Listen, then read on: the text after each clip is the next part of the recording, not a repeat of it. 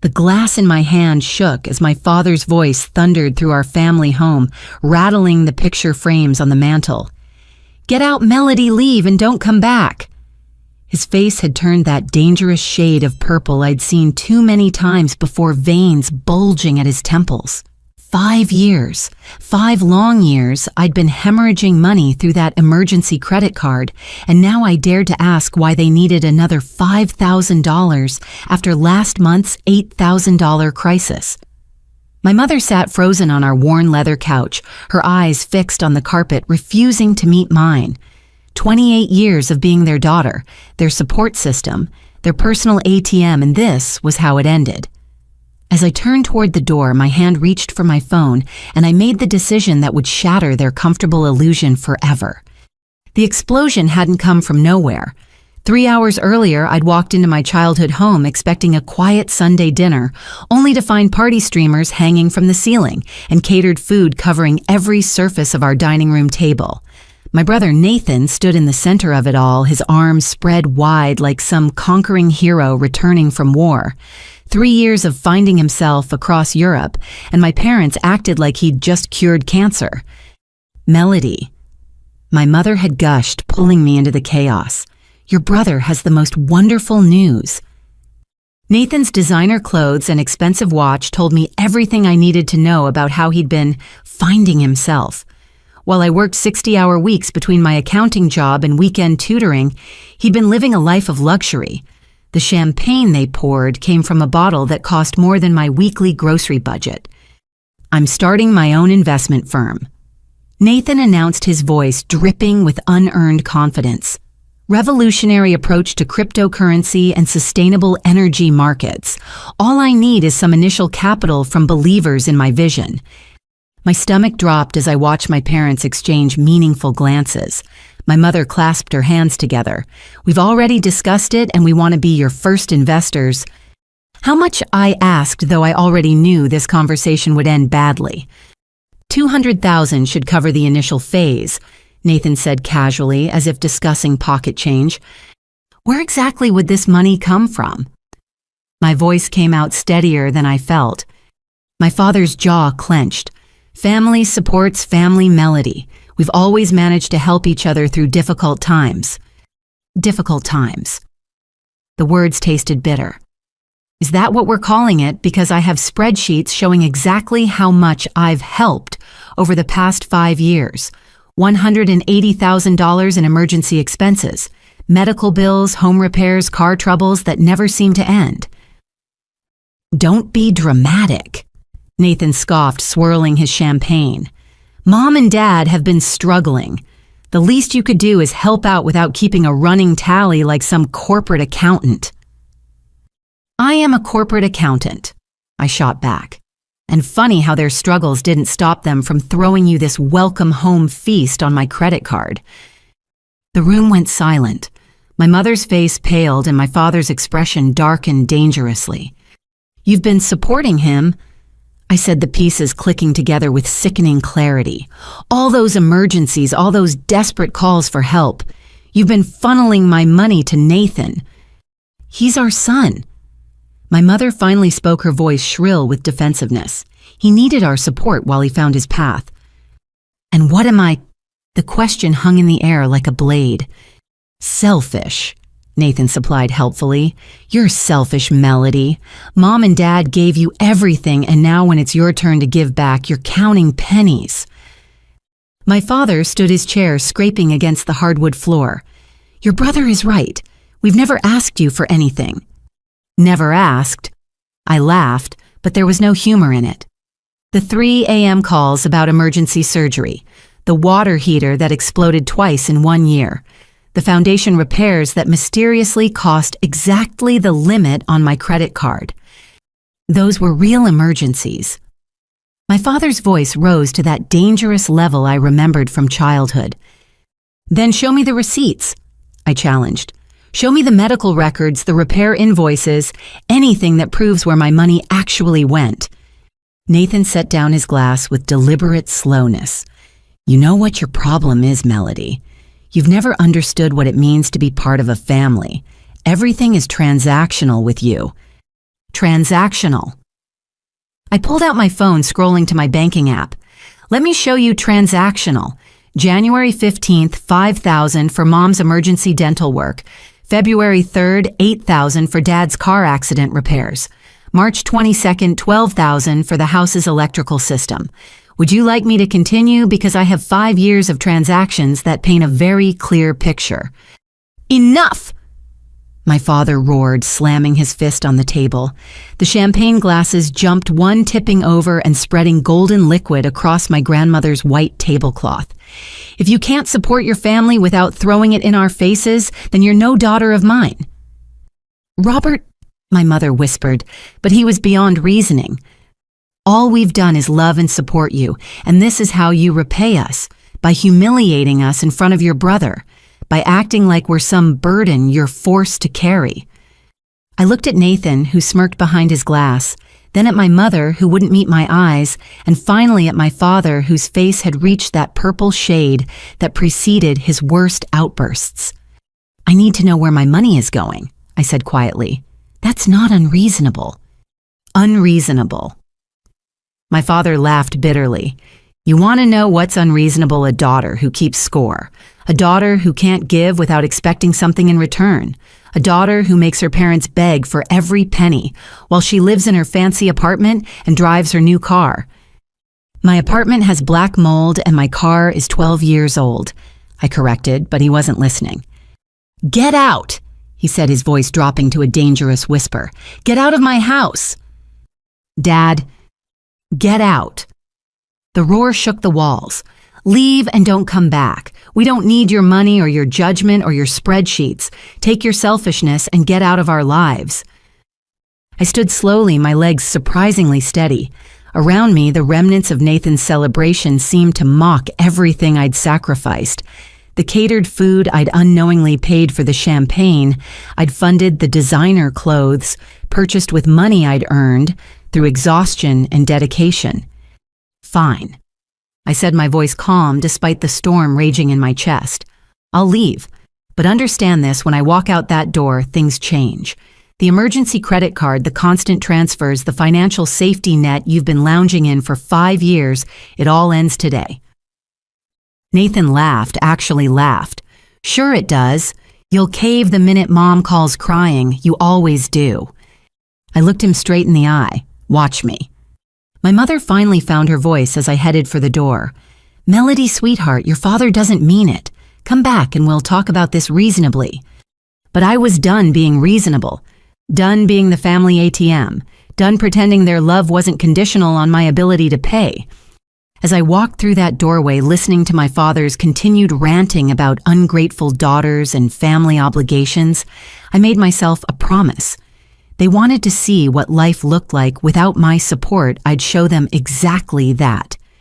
The door closed behind me with a quiet click that felt louder than any slam. In my pocket, my phone already had the credit card company's app open. One button. That's all it would take to cut the umbilical cord made of dollars and manipulation. I sat in my car engine running and stared at that cancellation screen. 5 years of being the good daughter. 5 years of sacrificing my own dreams to fund theirs. 5 years of believing that love meant never saying no. My finger hovered over the button as my phone buzzed with a text from Nathan, drama queen. See you next week when you come crawling back. That decided it. I pressed cancel on the card, then called the bank to close the connected account. The representative asked if I was sure, warning me about the permanent nature of the decision. I've never been more sure of anything in my life, I told her.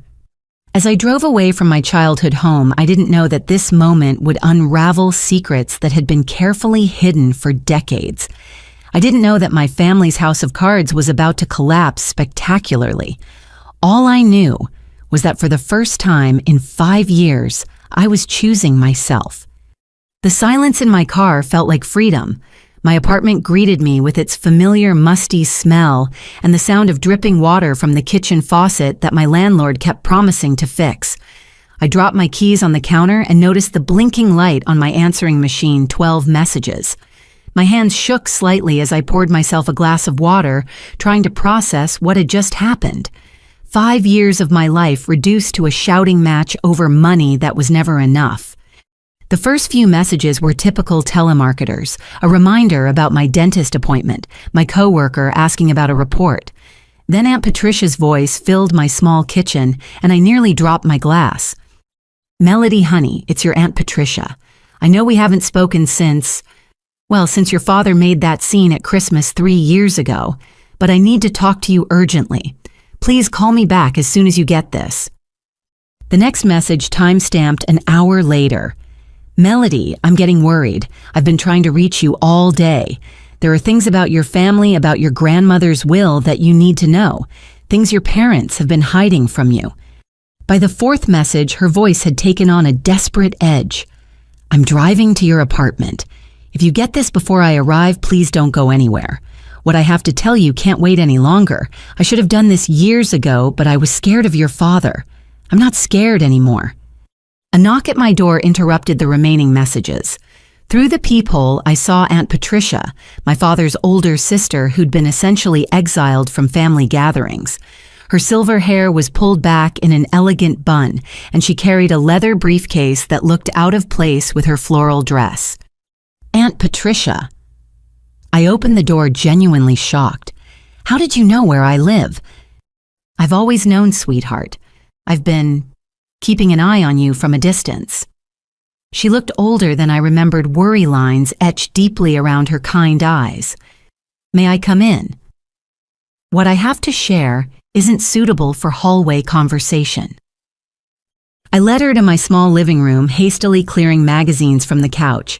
She sat down carefully, placing the briefcase on my coffee table with reverence. "Your parents called me," she began without preamble, ranting about ungrateful daughters and cut-off credit cards. "Your father was particularly colorful in his language. I'm sorry you had to deal with that." "Don't apologize," she interrupted, holding up a hand. "You've done nothing wrong. In fact, you've done something I should have helped you do years ago. Cut them off completely." The briefcase clicked open, revealing folders, documents, and photographs yellowed with age. Patricia pulled out a thick manila envelope marked with my name in elegant cursive, my grandmother's handwriting. "Your grandmother Eleanor loved you more than life itself." Patricia began, her voice thick with emotion. "When she died 8 years ago, she left very specific instructions in her will, instructions your parents have been violating since day one." "What do you mean?" My mouth felt dry despite the water I'd been sipping. Patricia spread several documents across the table, bank statements, legal papers, and a copy of a will. "Your grandmother left you a substantial inheritance, Melody, $400,000 to be held in trust until your 25th birthday, then transferred to you directly." The room spun slightly. "That's impossible. My parents said Grandma left everything to charity, that there was barely enough to cover funeral expenses." "Your parents lied." Patricia's voice hardened. "They've been lying to you for 8 years. As co-executors of the estate, they had access to the trust under strict conditions, only for your education and welfare, with detailed accounting required." She pulled out another set of papers, these covered in red markings and annotations. "I hired a forensic accountant when I suspected something was wrong. Your parents have been systematically draining your trust through forged documents and false claims. Every emergency they've had in the past 5 years, funded by your inheritance, then supplemented by the money you gave them directly." "But why would they need my money if they already had access to the trust?" Patricia laughed bitterly. "Because they'd already spent most of it by the time you turned 25. They panicked knowing you'd discover the truth when the trust was supposed to transfer.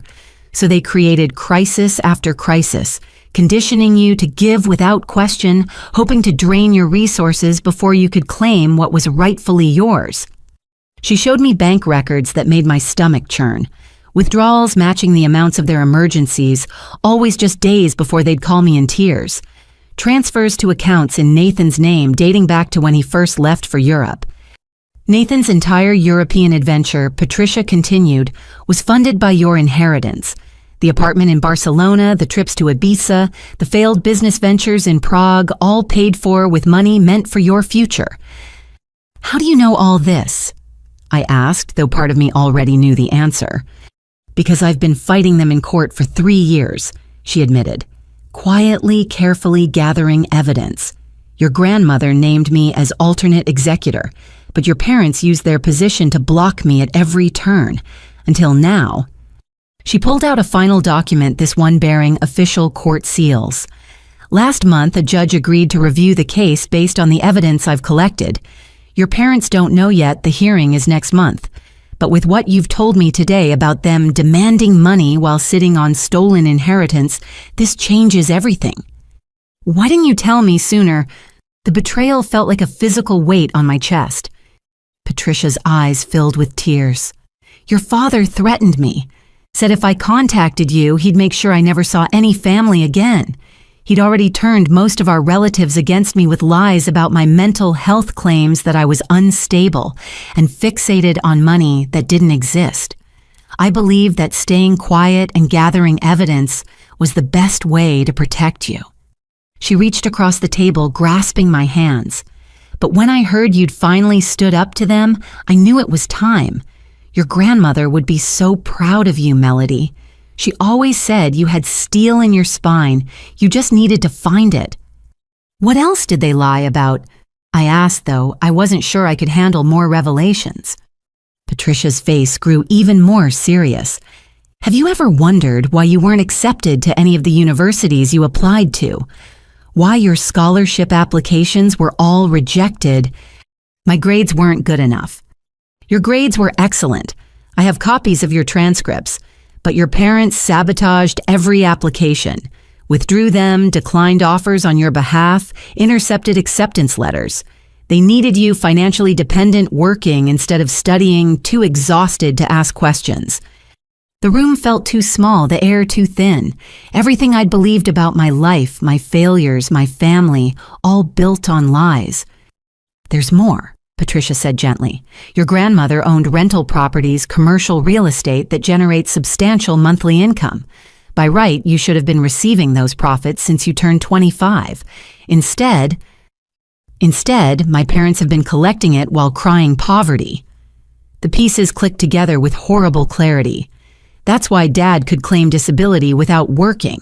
Why Mom could spend her days at the country club. They've been living off my inheritance while making me feel guilty for not giving more. Patricia nodded grimly. The forensic accountant estimates they've taken close to $1 million over the past 8 years between the trust, the rental income, and the money you've given them directly. And that's conservative. What about Nathan? He's your cousin, not your brother. Patricia's words hit like a sledgehammer. My youngest brother's son. When Nathan's parents died in that car accident 15 years ago, your parents took him in. Legally adopted him, which was admirable. But your grandmother never approved. She saw how they favored him over you even then. That's why her will was so specific about the inheritance going only to you. I stood abruptly, needing to move to process this tsunami of information. My tiny apartment, which I'd always been embarrassed to show family, suddenly felt like the only honest thing in my life. So every time they made me feel guilty for having a job, for not giving more, for questioning their needs, they were projecting their own theft onto you, Patricia finished. Classic manipulation tactics. Your father learned from our parents, I'm afraid. But your grandmother saw through it all. That's why she tried to protect you with the trust. Failed to protect me, I corrected bitterly. No, Patricia said firmly. The protection is still there. The judge can order full restitution. With interest and penalties, your parents will have to repay everything they stole. And there's something else, something even they don't know about. She pulled out a sealed envelope from the bottom of the briefcase. Your grandmother was clever. She created a second trust completely separate that only activates when you turn 30. Your parents don't know it exists because she used her maiden name and a different law firm. I'm the only trustee. My hands trembled as I took the envelope. How much? $2 million, plus a portfolio of stocks that have been growing for 20 years. Your grandmother inherited from her father and never touched it, saving it all for you. She knew your parents would try to take the first inheritance, so she created a backup plan. Why me? Why not split it between all the grandchildren? Patricia smiled sadly. Because you were the only one who visited her in the nursing home. The only one who called just to talk, not to ask for money. She saw your heart, Melody, even when you were young. She knew Nathan would grow up spoiled and entitled. She knew your parents would try to break your spirit, so she made sure you'd have the resources to rebuild when you finally broke free. I sank back onto the couch, overwhelmed. In one afternoon, I'd gone from being the family disappointment to discovering I was wealthy, or would be once the legal battles were won. What do I do now? I asked, feeling lost despite the windfall of information. First, you hire a lawyer.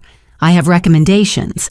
Second, you secure all your personal documents and assets your parents might try to access other accounts if they get desperate. Third, you prepare for war because they won't go down without a fight. And Nathan. Patricia's expression grew sympathetic. Nathan is as much a victim as a perpetrator. Your parents created the monster he became by never saying no, by funding every whim with stolen money. When reality hits, he'll either grow up fast or crash hard. As she gathered her documents, leaving copies for me, I felt the weight of truth settling on my shoulders. The family I'd sacrificed for had been stealing from me since before I was old enough to understand money. The parents who preached about family loyalty had betrayed me in the deepest possible way. The brother I'd envied for their favoritism wasn't even my brother, just another tool in their manipulation. One more thing, Patricia said at the door. Your grandmother left you a letter. She made me promise to give it to you only when you were ready to hear the truth. I think that time is now. The sealed letter felt heavier than paper should. My name was written across it in my grandmother's distinctive handwriting, still elegant despite her age when she wrote it. After Patricia left, I sat in my small kitchen and opened the letter with trembling fingers. My dearest Melody, if you're reading this, then you've finally seen the truth about your parents. I'm sorry I couldn't protect you better in life, but I've done my best to protect your future. Your parents will paint me as a bitter old woman who played favorites. Let them. The truth is simpler. I recognized in you the strength and integrity that skipped their generation. When you were 7, you saved your allowance for 6 months to buy me a birthday present. When you were 12, you volunteered to read to me when my eyes grew weak. When you were 16, you were the only one who asked about my stories, my life, my dreams. You have never been the disappointment they claimed. You have been the only light in a family grown dark with greed. Your inheritance isn't a gift, it's justice. It's the future they tried to steal from you, returned with interest. Be strong, my darling girl. The path ahead will be difficult. They will rage, manipulate, and lie. But you have something they never had: integrity. Use the resources I've left you not just to build your own life, but to become the woman you were meant to be. All my love, Grandma Eleanor. I read the letter 3 more times, tears streaming down my face. Not tears of sadness, but of validation. For the first time in my life, I understood that their treatment of me wasn't about my failures, it was about their greed. My phone buzzed with texts from my mother, each more desperate than the last. Voicemails piled up from my father, his anger giving way to confusion as hours passed without response. Nathan sent a string of mocking messages that gradually shifted to irritation when I didn't react. But I didn't respond to any of them. Instead, I pulled out Aunt Patricia's list of lawyers and started making calls. The battle for my inheritance and my freedom was about to begin. The law offices of Richardson and Associates occupied the top floor of a gleaming downtown high-rise, a far cry from the cramped legal aid clinic I'd almost visited out of habit. Aunt Patricia had insisted on coming with me, her presence a steady comfort as we navigated marble hallways that whispered of serious money and even more serious legal battles. James Richardson himself greeted us, a distinguished man in his 50s with kind eyes and an impressive collection of legal victories against financial predators. Patricia had chosen well. I've reviewed the preliminary documents. he said, gesturing us into a conference room with floor-to-ceiling windows overlooking the city. This is one of the most egregious cases of inheritance fraud I've encountered. Your parents weren't just careless with trust funds, they orchestrated deliberate, systematic theft. He spread files across the mahogany table like evidence in a crime scene, which I supposed it was. Let's start with the rental properties. Your grandmother owned 3 buildings in the historic district. Combined monthly rental income, $22,000. $22,000 a month. I couldn't hide my shock. They told me Grandma lived on Social Security that she barely scraped by. Your grandmother was worth approximately $8 million at her death. Richardson continued matter-of-factly. The first trust was just a fraction of her estate. The rental properties alone are valued at $4.5 million in today's market. Patricia pulled out her own folder. I've been watching the properties. Your father hired a management company owned by his golf buddy that charges 40% commission. Industry standard is 8 to 10%. The excess goes into an account under your father's business. What business? I asked, though I dreaded the answer. Richardson pulled up records on his laptop. Hartley Family Investments, LLC, incorporated 6 months after your grandmother's death. Your father listed as CEO, your mother as CFO, Nathan as Director of International Development. International Development. I laughed bitterly. His development consisted of developing bar tabs across Europe. About that, Patricia interjected. I had a private investigator look into Nathan's activities abroad. She slid photos across the table. Nathan at exclusive clubs, on yachts, at high-stakes poker games. Your inheritance funded quite the lifestyle, but that's not the interesting part. She produced bank statements with transactions highlighted. Nathan wasn't just spending, he was investing. Failed investments, a nightclub in Prague that closed after 3 months, an import-export business in Amsterdam that never imported or exported anything, a cryptocurrency startup in London that was essentially a pyramid scheme. How much did he lose? Conservative estimate $600,000 over 3 years. But here's where it gets interesting. Every failed business was somehow connected to recovering the lost money. He'd claim the nightclub was robbed, the import business faced unexpected regulations. The crypto startup was hacked. Insurance claims were filed, though mysteriously never paid out. Richardson leaned forward. This establishes a pattern of fraud that goes beyond simple theft. They were using your inheritance to fund potential money laundering operations. Money laundering. The room suddenly felt cold. We can't prove intent yet, Richardson clarified, but the pattern is suspicious. Multiple failed businesses, insurance claims, international transfers. It raises red flags. I've seen similar schemes where families use inherited wealth to wash illegal gains through seemingly legitimate failures. Patricia pulled out another document. There's more. Your father has been collecting disability payments for 5 years, claiming a back injury from his construction days.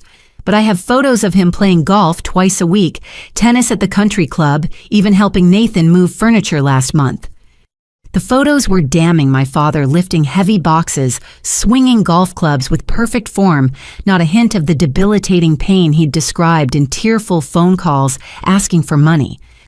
So he's been committing disability fraud while stealing my inheritance and running suspicious businesses. I felt nauseous. It gets worse, Richardson said gently. The IRS has been investigating your father's business for 2 years. They've frozen several accounts pending review. My contacts suggest they're building a tax evasion case. He hasn't reported the rental income, claiming the properties are vacant and generating losses. But they're fully rented, Patricia confirmed. I have copies of every lease agreement. Your parents have been collecting rent while claiming poverty to you and losses to the IRS. Richardson pulled up more records. Your mother isn't innocent either. She's been filing insurance claims on the properties, water damage, electrical issues, foundation problems. The same issues she called you about, claiming they needed emergency funds to fix. But the insurance paid out each time and no repairs were made. double dipping, getting money from insurance and from you for the same fictional problems. How did they think they'd get away with this? I asked, overwhelmed by the scope of their deception. They assumed you'd never find out, Patricia said quietly. Your grandmother's will specified you'd receive full control of the estate at 30. They had 2 more years to cover their tracks, maybe fabricate documents showing the money was spent legitimately on your welfare. Your decision to cut them off forced their hand. Richardson nodded.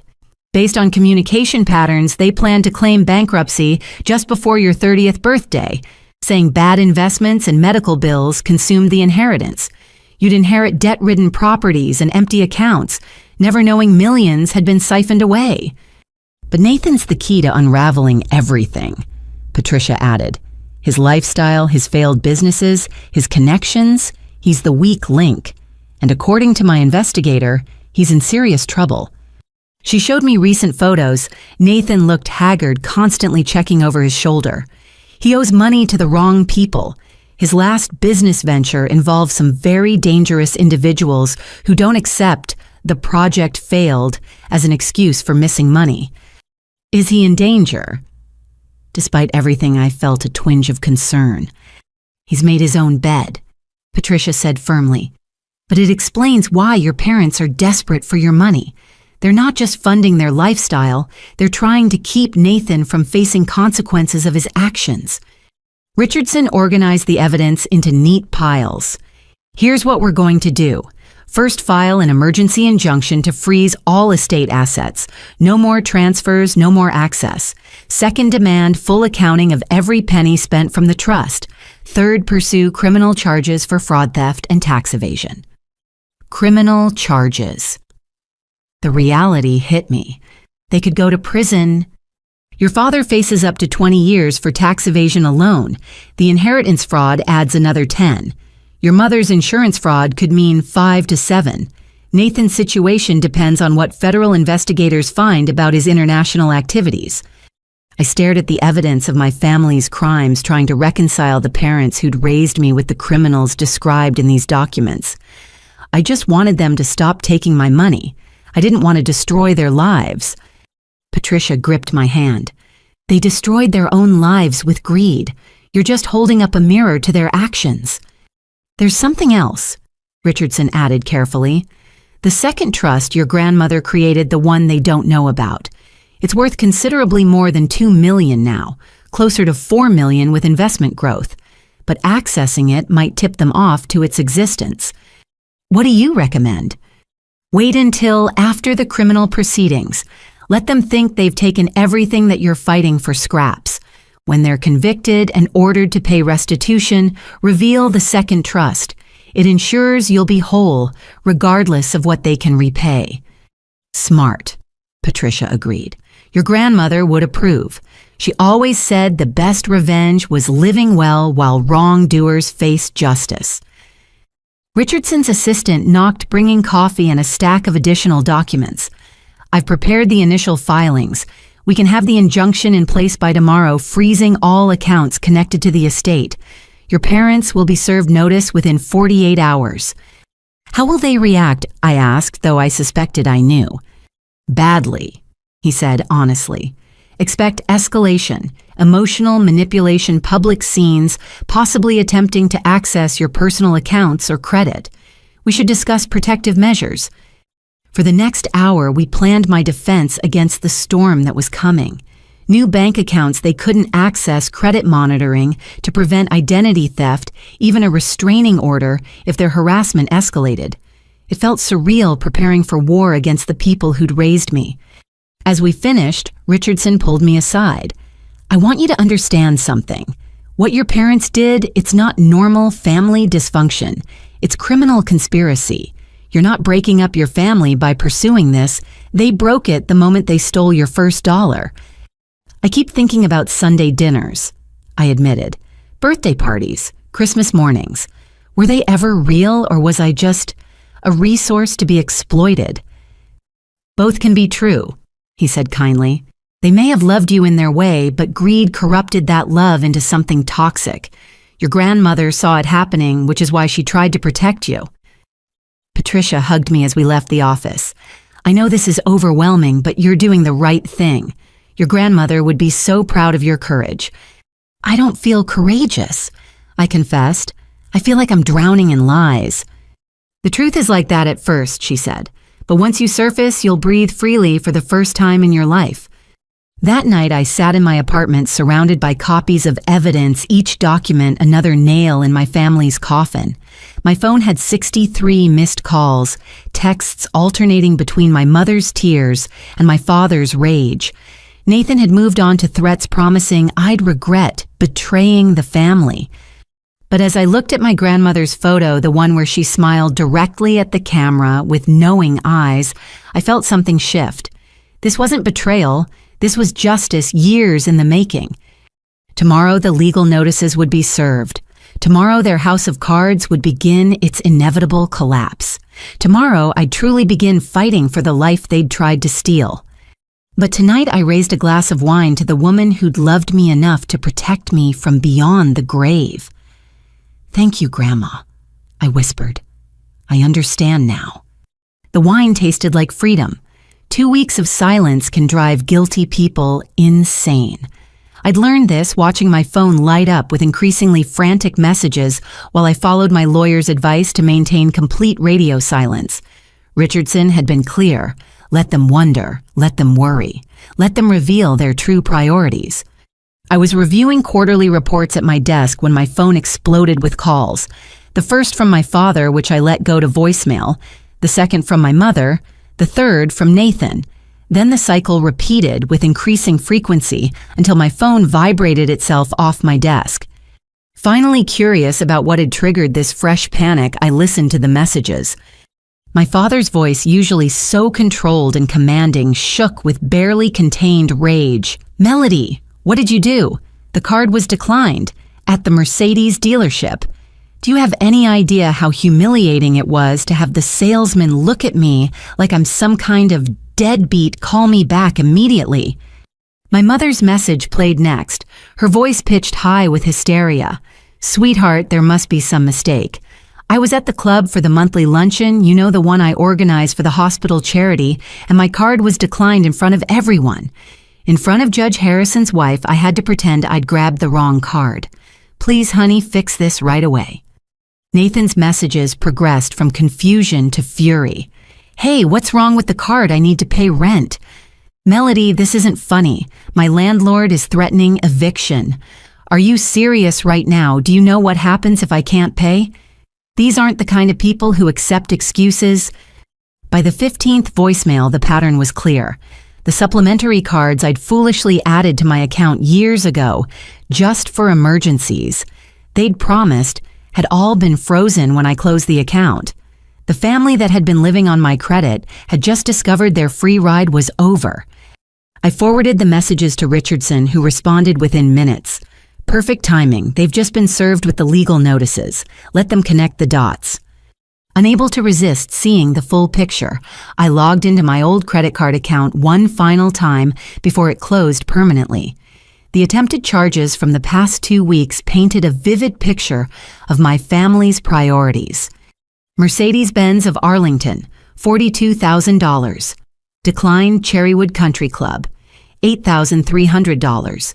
Declined European Luxury Rentals, $12,000. Declined Bergdorf Goodman, $6,700. Declined first-class airline tickets to Monaco, $18,000. Declined. The list went on. In 2 weeks, they'd attempted to charge over $100,000, not for medical emergencies or home repairs, but for luxury cars, vacation homes, designer clothes, and international travel. My desk phone rang. My parents had resorted to calling my workplace. I let it go to voicemail, but Sandra, my boss, knocked on my door moments later. Your father just called reception, she said, her expression sympathetic but firm. He was quite vocal. Security has his photo now. He won't be allowed in the building. I'm so sorry, I began, but she cut me off. Don't apologize for other people's behavior, but maybe you should listen to this. She handed me her phone where she'd recorded my father's rant to the receptionist. His voice boomed through the speaker. "I demand to speak to my daughter immediately. This is a family emergency. If you don't transfer me right now, I'll come down there myself. She thinks she can destroy her family, hide behind lawyers. I'll show her what happens when you bite the hand that fed you." "That's a threat," Sandra said quietly. "I'm documenting this for HR and recommending increased security for you. Do you have somewhere safe to stay?"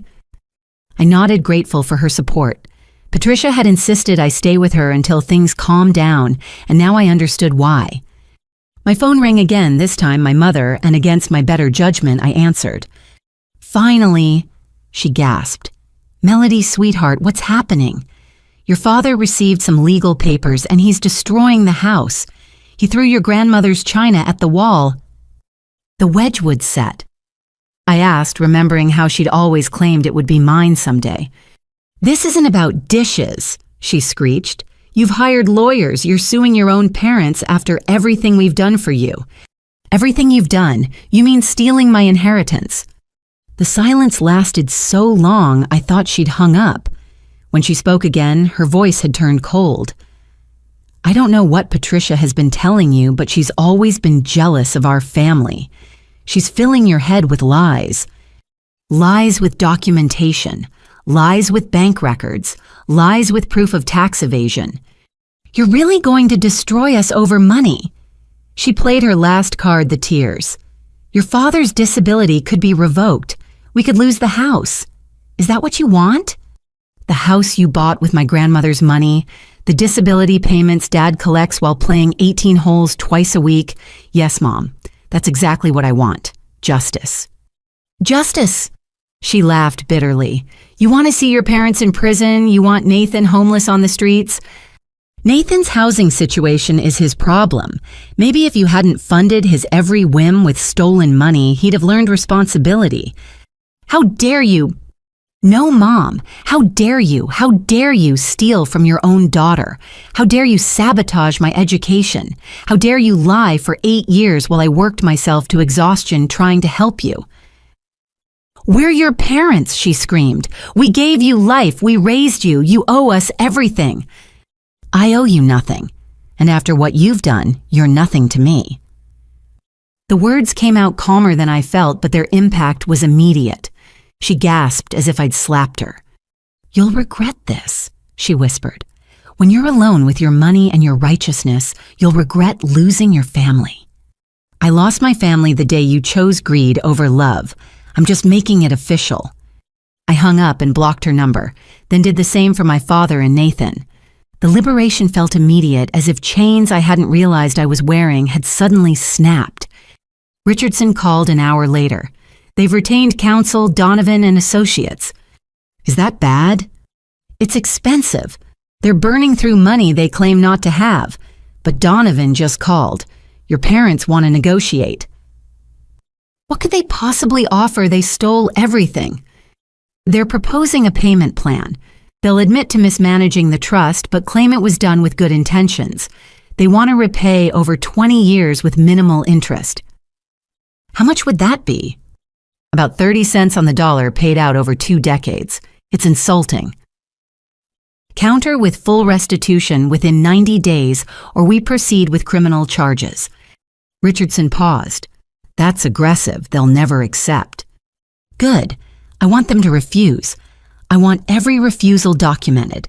When this goes to criminal court, I want the jury to see they had chances to make it right and chose not to." "You've gotten stronger," he observed. "Good. You'll need it." Donovan mentioned they're planning a public relations campaign, painting you as a money-hungry daughter, abandoning elderly parents. "Let them. I have receipts for every luxury purchase they've made while claiming poverty." That evening, Patricia picked me up from work in her reliable sedan, so different from the Mercedes my father had tried to buy with my credit. Her house in the suburbs felt like a sanctuary, quiet, honest, filled with photos of the grandmother my parents had robbed. "They called me too," she said over dinner. "Robert threatened to sue me for turning you against them." I laughed and reminded him I have 30 years of evidence of his schemes. He hung up rather quickly. "How did he become this way? You grew up in the same house." Patricia sighed. Your grandfather favored Robert, gave him everything while expecting me to be grateful for scraps. When I started my accounting firm, Robert mocked me for playing businesswoman. When I succeeded, he expected me to fund his ventures. I refused, so he found other sources, first our parents' savings, then your grandmother's sympathy, finally your inheritance. And Nathan was Robert's chance to raise the son he really wanted. Generous, flashy, unquestioning. Everything you weren't. When Nathan's parents died, Robert saw an opportunity to create his legacy. Your money just funded that delusion. My phone buzzed with an unknown number. Against better judgment, I answered. Melody. Nathan's voice, but different, scared, desperate. Please don't hang up. I'm in trouble. Real trouble. The people I owe, they don't care that the money's gone. They want payment or what, Nathan? They'll hurt me. Maybe worse. I need $50,000 by tomorrow, or... Then I suggest you ask the parents who funded your lifestyle for 3 years. Oh wait, they're broke without my credit card. This isn't a game. His voice cracked. They know where I live, where Mom and Dad live. They've made threats. Then go to the police. With what hay officers I owe money to criminals from my failed money laundering scheme, they'll arrest me. Good, you belong in jail. You're really going to let them kill me? You're really going to blame me for your choices? Goodbye, Nathan. I hung up and blocked that number too. Patricia watched with concern. Should we worry about these people he owes? She asked. We should let the FBI worry about them. Richardson's already reported Nathan's activities. If dangerous people are involved, that's evidence of the crimes my parents funded. You've become quite ruthless, Patricia observed, though not critically. No, I corrected. I've become honest about who they are. There's a difference. That night, I lay in Patricia's guest room staring at the ceiling. Somewhere across town, my parents were discovering what life looked like without my support. Nathan was facing consequences he'd never imagined possible. The family that had taken everything from me was finally paying the price. But I felt no satisfaction, only relief. The weight I'd carried for years, the guilt and obligation and false love, had evaporated with the credit card cancellation. For the first time in my adult life, my money was mine. My choices were mine. My future was mine. Tomorrow would bring new battles, legal proceedings, public drama, escalating desperation. But tonight I slept peacefully in a bed, bought with honest money in a house built on truth rather than lies. The canceled card had done more than cut off their funds. It had cut the puppet strings they'd used to control me for years. And for the first time, I was standing on my own feet, surprised to find they were steadier than I'd ever imagined. The social media assassination began at 6 a.m. I woke to Patricia's urgent knocking and her phone thrust in my face, showing my mother's Facebook post, already gathering sympathy like flies to honey. To all our dear friends and family, the post read, "It is with broken hearts that we share our daughter. Melody has abandoned us in our time of greatest need. Despite raising her with love and sacrificing everything for her success, she has cut us off, completely canceled the financial support we depend on for Robert's medical care, and hired lawyers to attack us with false accusations. We are elderly disabled and now facing homelessness because of our own daughter's greed. Please pray for us and, if possible, help us through this difficult time. We never thought the child we loved would betray us this way." Attached were photos carefully curated for maximum emotional impact. My father in a back brace he apparently only wore for photographs, my mother looking frail and tearful, even one of them standing in front of their house with a "for sale" sign clearly photoshopped into the yard. The comments were already pouring in. Church friends expressing shock, distant relatives offering prayers, neighbors volunteering to start meal trains. Each sympathetic response was another knife twisted in my reputation. "Don't read them," Patricia advised, but it was too late. "I can't believe Melody would do this to you. What kind of daughter abandons sick parents? You gave her everything, and this is how she repays you. Some children are just born selfish.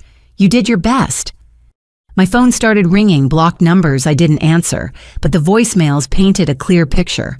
Former family friends calling me heartless, church members offering to pray for my soul, relatives I hadn't spoken to in years suddenly invested in shaming me into submission. But my mother's Facebook campaign was just the opening salvo.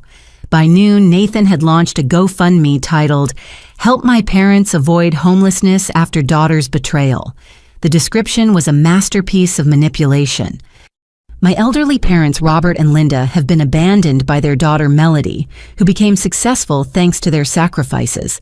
Now, when they need her most, she has cut them off, frozen their accounts, and sicked lawyers on them. My father is disabled and requires constant medical care. My mother has chronic health conditions. They face losing their home of 30 years. As their adopted son, I'm desperately trying to help, but I'm struggling too. Any amount helps. Let's show them that kindness still exists even when family fails. He'd set the goal at $200,000, conveniently close to what they'd stolen from me over the years. Within hours, donations started trickling in. $20 from a church friend, $50 from a neighbor, $100 from a relative in Texas, who included a note about ungrateful children. Should we report it as fraud? I asked Richardson over the phone. Document everything, but don't engage yet, he advised. Let them dig their hole deeper. Every lie they tell publicly is evidence of their desperation and continued deception. The afternoon brought phase 3 of their campaign, direct attacks on my employment. My boss, Sandra, called me into her office, her expression grim. "Your father sent an email to the entire board of directors," she said, sliding a printed copy across her desk. "I've already discussed it with HR and our legal team, but you should see what he's claiming." The email was unhinged, accusing me of embezzling company funds to pay for my lavish lifestyle while my disabled parents starved. He claimed I was mentally unstable, suggested I might be stealing from clients, and demanded the company investigate my suspicious wealth that allowed me to hire expensive lawyers. "He's trying to get me fired," I said, stunned by the boldness of the lies. "He's trying but failing," Sandra corrected. "Our IT department traced some interesting patterns. Your father has been sending these emails from different addresses, but they all originate from the same IP. He's also been leaving reviews on our company website under fake names, all claiming you're unethical and shouldn't be trusted with finances." She pulled up screenshots, dozens of one-star reviews, all posted within the same hour, all hitting the same talking points about my abandonment of family and questionable ethics. "This is defamation," I said. "It's desperation," Sandra replied, "and it's backfiring. The board is fully supportive. They see this for what it is, an extinction burst from manipulative people losing control. But I need to ask, is there any chance they could access company systems? Any passwords you might have shared?" "Never. I've always kept work completely separate." "Good. We're increasing security protocols anyway. Your badge now requires secondary verification, and we've flagged your accounts for additional monitoring. Not because we don't trust you," she added quickly, "but to protect you from any attempts at sabotage. You've been incredibly supportive through this," I said, touched by her efforts. Sandra's expression softened. "I told you I recognized the pattern. My brother tried something similar when I cut him off for his gambling addiction. He called my clients, sent letters to regulators, even showed up at a conference claiming I'd stolen his inheritance. Addicts and abusers follow the same playbook when they lose their supply." That evening, the campaign escalated again. Patricia and I were preparing dinner when her doorbell rang repeatedly, urgently. Through the peephole, we saw my mother standing on the porch, but she wasn't alone. She'd brought reinforcements, 3 women from her church group, including Mrs. Henderson, who taught my Sunday school class 20 years ago. "Don't open it," Patricia warned, but my mother had already spotted movement through the window. "Melody," she cried out, "I know you're in there. Please, we just want to talk. Mrs. Henderson has come all this way. She has something important to tell you." Against Patricia's advice, I opened the door but kept the chain on. My mother had lost weight. Her usually perfect hair unstyled her designer clothes, replaced with deliberately dowdy items I'd never seen her wear. The performance was Oscar-worthy. Melody dear. Mrs. Henderson began her voice exactly as I remembered from childhood. Your mother has told us everything. How can you turn your back on the people who gave you life? The Bible says honor thy father and mother. The Bible also says thou shalt not steal, I responded. Did she tell you about the $1 million they stole from my inheritance? My mother gasped dramatically. Those lies again, Patricia has poisoned your mind. We only ever tried to protect your money to invest it wisely. In Nathan's failed nightclubs, in luxury cars, in country club memberships. The church ladies exchanged uncertain glances. My mother, sensing the shift, changed tactics. Even if we made mistakes, is that worth destroying your family? Worth seeing your elderly parents homeless? Your father cries every night, Melody. His heart can't take this stress. If he has another heart attack, his blood will be on your hands. Another heart attack? When was the first one? She faltered. Well, the doctors said he's at risk. Just like his back injury that disappears on the golf course. Just like your chronic illness that no legitimate doctor has diagnosed. Mrs. Henderson stepped back slightly. Linda, you said Robert was bedridden. He is most days. Today is a good day, but tomorrow... Stop. My voice cut through her performance. Mrs. Henderson, I have video from yesterday of my father playing tennis at the country club. Would you like to see it? The church ladies suddenly found urgent reasons to leave. As they hurried to their cars, my mother's mask finally slipped. You little witch, she hissed. You think you've won. You have no idea what we're capable of. Nathan knows people. Dangerous people. One word from him and what, mother, you'll have me hurt, killed. Is that what you've become? Patricia stepped into view, her phone clearly recording. Please do continue with the threats. The police will find this very interesting. My mother's face went white. Without another word, she fled to her car, leaving her carefully crafted image of the suffering mother in ruins on Patricia's porch. But they weren't done. That night, my personal email filled with messages. Nathan had apparently shared my contact information on several forums dedicated to ungrateful children and elder abuse by adult kids. The messages ranged from disappointed lectures to outright threats. You're what's wrong with this generation. I hope you end up alone and penniless like you're leaving your parents. Karma will get you for this selfishness. Your parents should have aborted you. Between the hate mail, 3 messages stood out. The first from my cousin Sarah. I saw the GoFundMe. Did you know they did the same thing 5 years ago when Grandpa died? Claimed you refused to help with funeral expenses and raised $15,000. The funeral was already paid for by his insurance. The second from a number I didn't recognize. Ms. Hartley, this is Maria Santos. I'm the woman Nathan claimed was his pregnant girlfriend. I need to speak with you urgently about your brother's illegal activities. He doesn't know I'm FBI. The third made my blood run cold.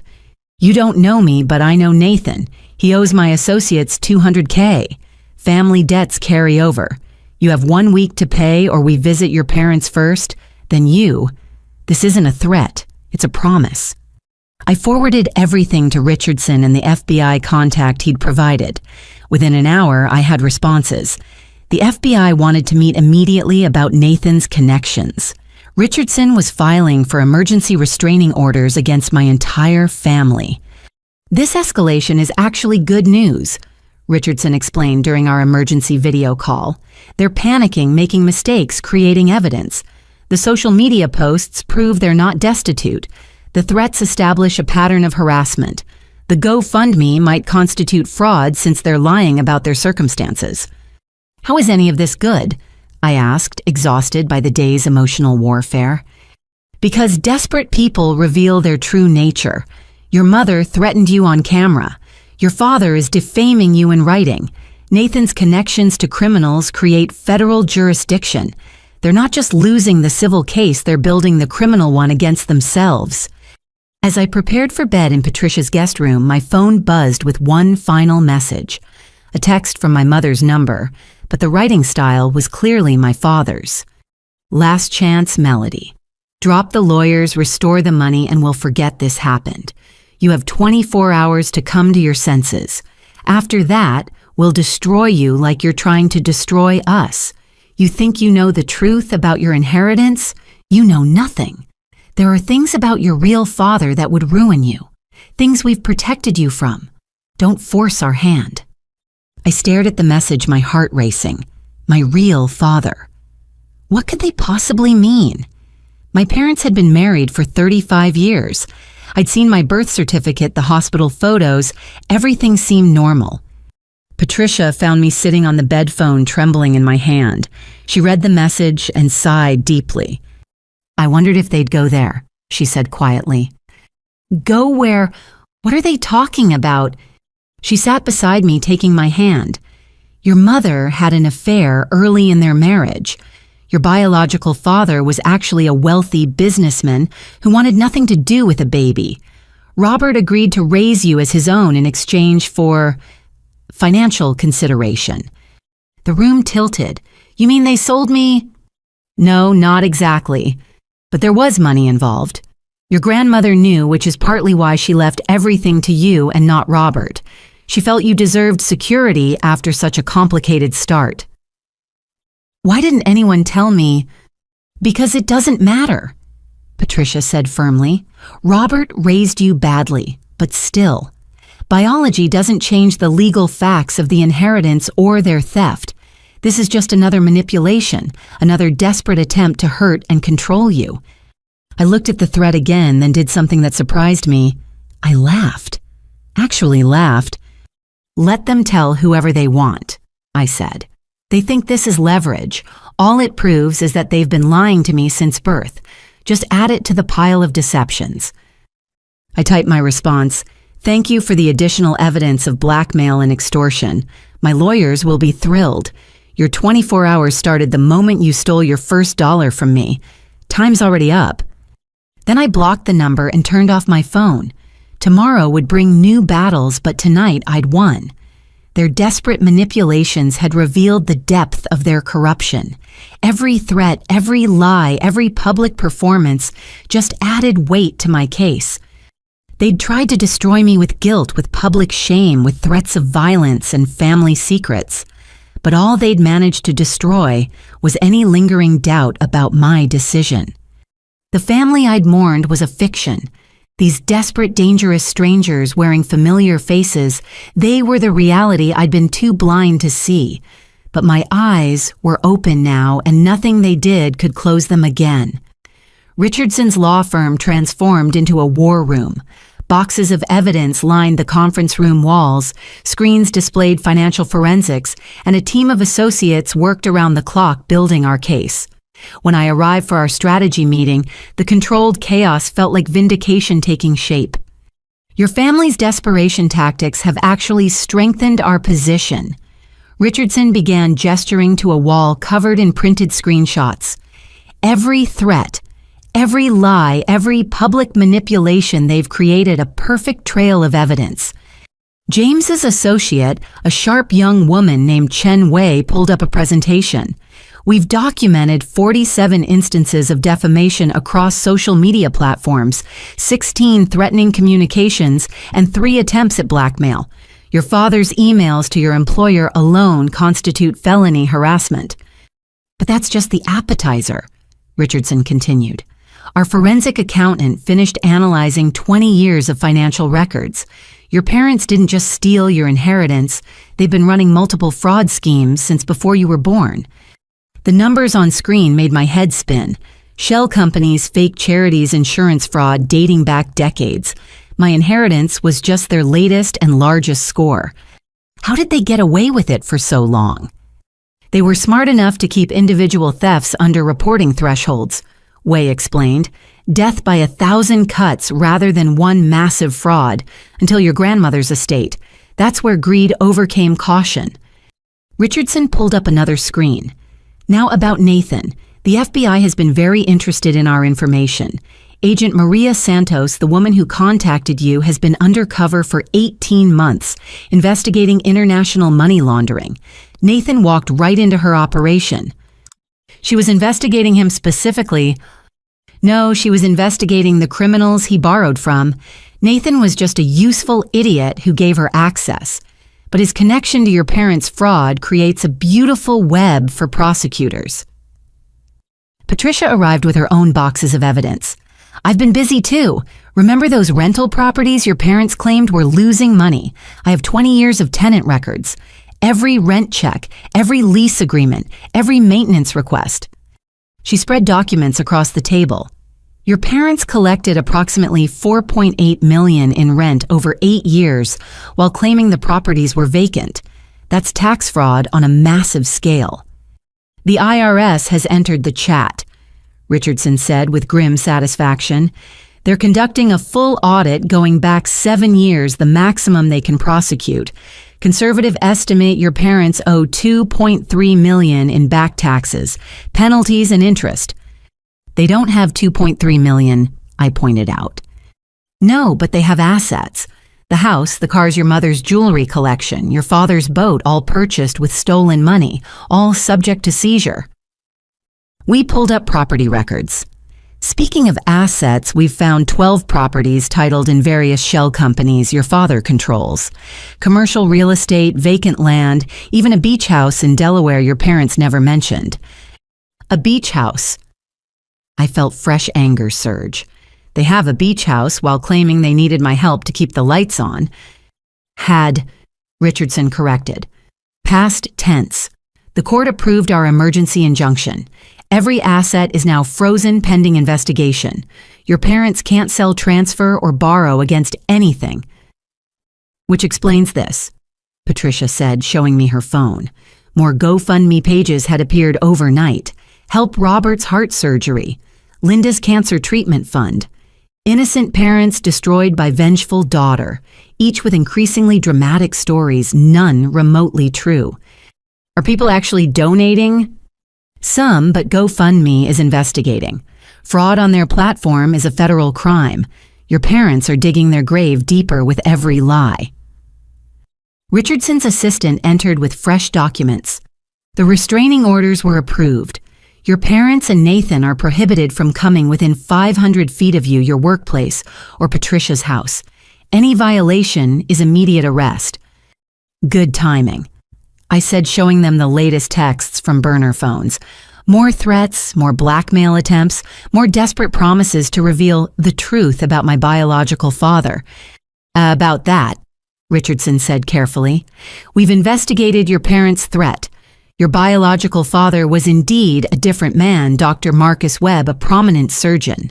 He died 10 years ago, left his estate to medical charities. There's no scandal to expose just adults who made complicated choices 30 years ago. They're threatening to expose a dead man who left money to charity. I almost laughed at the absurdity. Desperation makes people stupid, Patricia observed. Speaking of which, Nathan's situation has deteriorated. She showed us news articles from European papers. Nathan was wanted for questioning in 3 countries regarding investment fraud. His face appeared on financial crime watch lists. The dangerous people he owed money to were themselves under investigation. He can't run without money, Way noted, and with the accounts frozen, he's trapped. Which brings us to our counter-offensive. Richardson said, his tone shifting to battle mode. We're not just defending anymore, we're attacking. Criminal charges have been filed: fraud, theft, tax, evasion, identity theft, blackmail, harassment. The district attorney is personally overseeing the case. Why personal involvement? Because your case is perfect for prosecution. Clear evidence, sympathetic victim defendants who keep creating more evidence against themselves. The DA sees career-making convictions.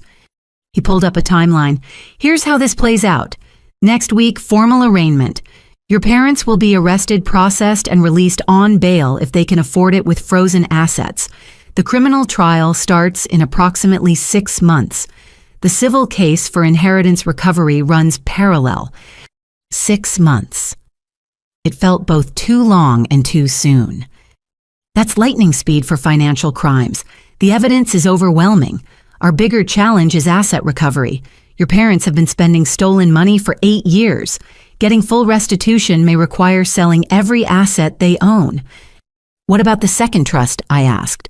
The one they don't know about? Richardson smiled. That's your ace in the hole. Let them think they've destroyed your future. When criminal convictions come down and civil judgments are entered, reveal the second trust. You'll be whole, regardless of what we recover. There's more good news, Patricia added. Your grandmother's business, the one you would have inherited if you'd gone to college, it still exists, managed by a trustee. With the fraud exposed, control can transfer to you. What kind of business? Medical equipment supply, very profitable. The trustee has grown it conservatively, waiting for the rightful heir to claim it. Current valuation, $12 million. I sat back stunned. Every revelation showed how much my parents had stolen not just money, but opportunities, education, and entire life path. Now, Richardson continued, we need to discuss Nathan's criminal associates.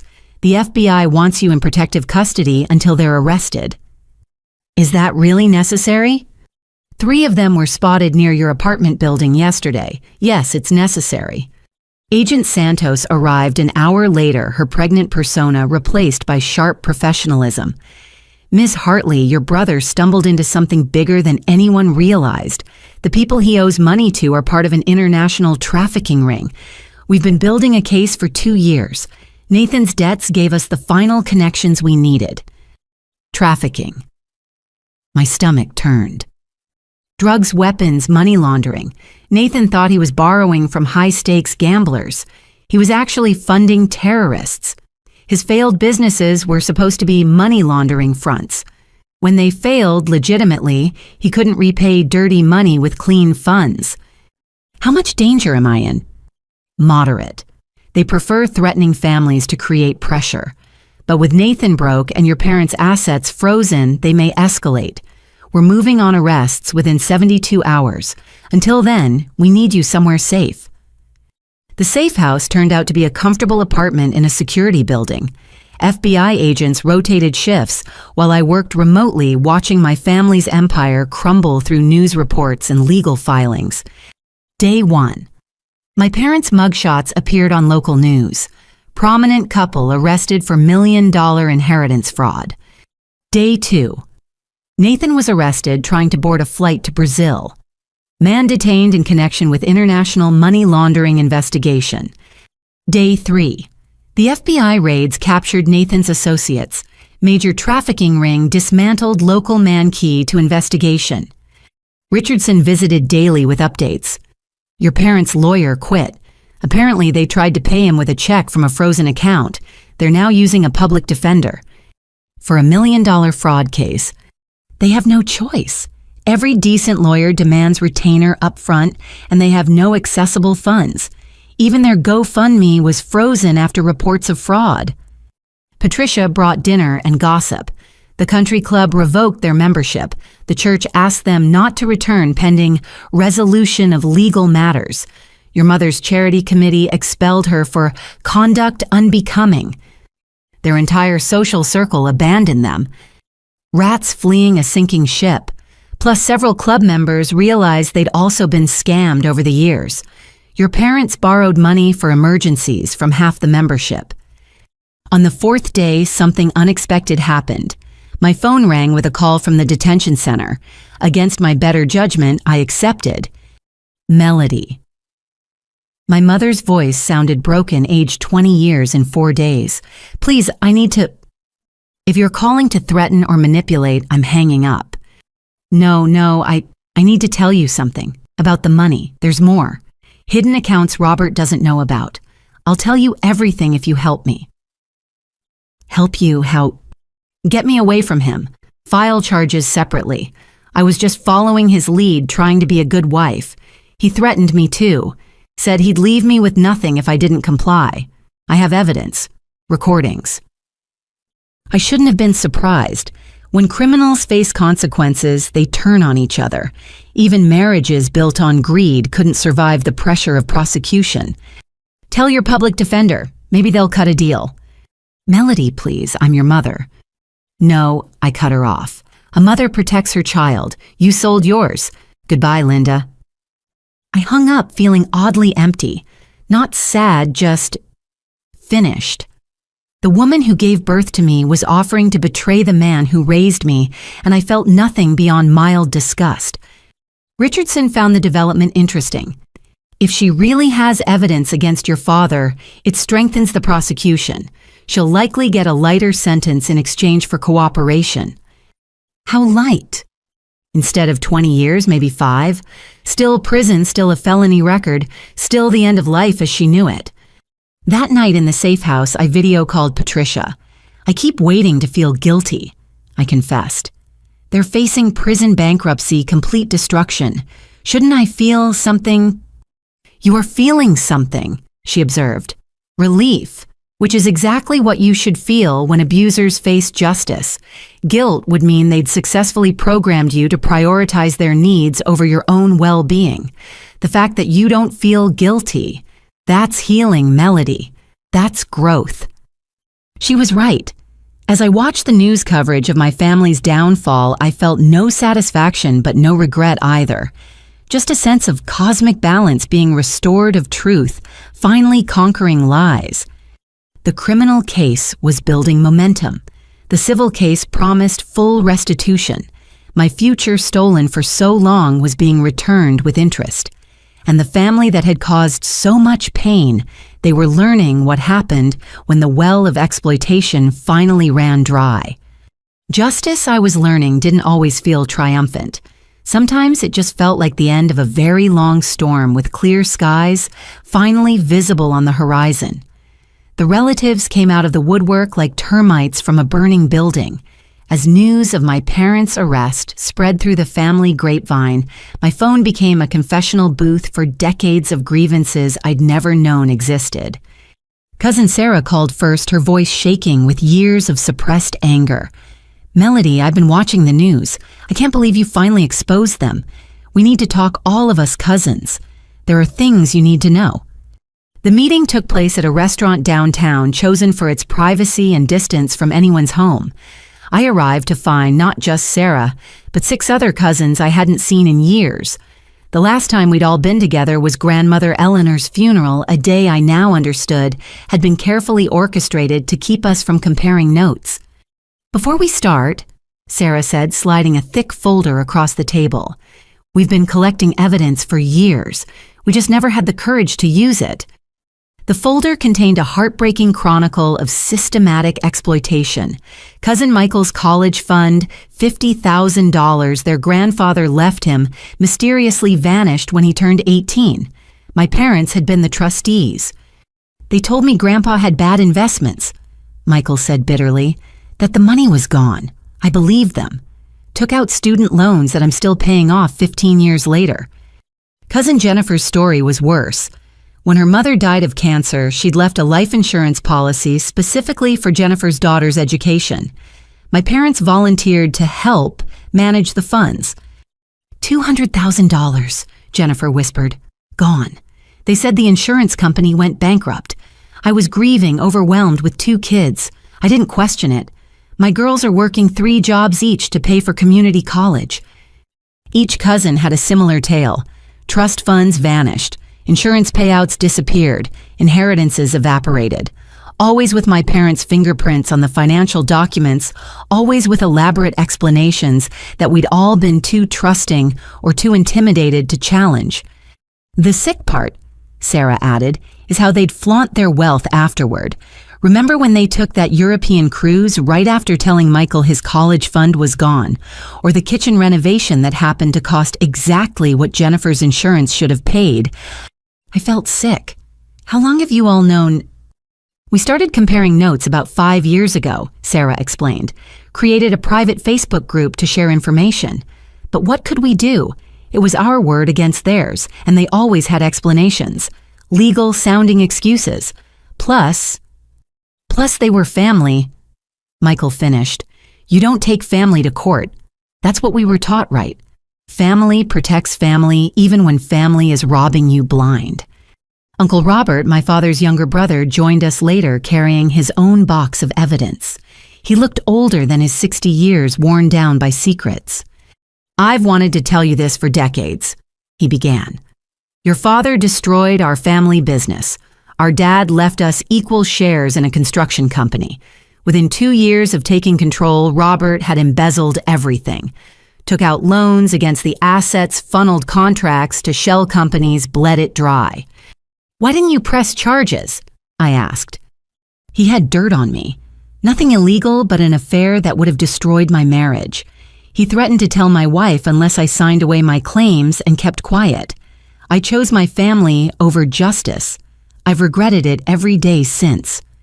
He pulled out old financial records contracts, bank statements showing the systematic destruction of a thriving business. "The pattern is always the same. He identifies assets, gains control through trust or manipulation, then bleeds them dry while maintaining a legitimate front, like he did with my inheritance." "Exactly. You're not his first victim, Melody. You're just the first one with the courage and resources to fight back." Jennifer's daughter, Emma, now 22, had been quietly documenting everything on her laptop. "I've created a timeline," she said, turning the screen toward me. "Based on everyone's stories, your parents have stolen approximately $3.7 million from family members over 30 years. The number staggered me. That doesn't even include what they took from me. Or what they scammed from non-family," Sarah added. "Remember Aunt Marie's best friend, Dorothy? She invested her retirement savings in one of your father's sure-thing real estate deals, lost everything, died in a state nursing home because she couldn't afford better." The stories kept coming. Each revelation painted a darker picture of the people who'd raised me. They weren't just thieves, they were predators who specifically targeted those who trusted them most. "Why are you all telling me this now?" I asked, overwhelmed by the avalanche of family secrets. "Because you've given us hope," Michael said simply. "When we saw the news, saw them in handcuffs, we realized justice was actually possible. We want to help your case. More importantly, we want our own justice." Uncle Robert had already consulted with lawyers. "The statute of limitations has run out on most of our claims, but patterns of behavior matter in criminal cases. Showing 30 years of consistent fraud strengthens the prosecution's argument that this wasn't mismanagement, it was deliberate, calculated theft." "There's something else," Sarah said quietly, "about Nathan. Did you know he's done this before? Before Europe, I mean." I shook my head, bracing for another blow. 5 years ago, he convinced my elderly neighbor to invest in a revolutionary app he was developing. Took her for $80,000. When she realized it was a scam and threatened to call police, your parents paid her back out of their own pocket. Told everyone she was confused, possibly developing dementia. "They covered for him," I said, the pattern becoming clearer. "Enabled him, created the monster he became." "Created and funded," Uncle Robert confirmed. "Every failed scheme, every bad investment, every gambling debt, they cleaned up his messes with stolen money, usually ours." Emma had been researching while we talked. I found 12 business registrations under Nathan's name, all dissolved within months of formation, all with investor lawsuits that mysteriously got settled out of court. Mom and Dad's hush money, I realized, protecting their golden child with other people's futures. The meeting stretched long into the evening as more relatives arrived. Each brought evidence stories, documentation of theft and betrayal spanning decades. By the end, we had enough material to fill several boxes. "What do we do with all this?" Jennifer asked. "We take it to the FBI and district attorney." I said, decision crystallizing. "Every document, every story, every pattern of behavior. Let them see the full scope of what my parents have done." "But some of us could face questions too," Michael pointed out. "Why we didn't report it earlier, why we stayed quiet." "Being a victim isn't a crime," Uncle Robert said firmly. "Being manipulated by family isn't illegal. Staying silent out of fear or shame isn't something we'll be prosecuted for. But staying silent now when we could help stop them, that would be complicity."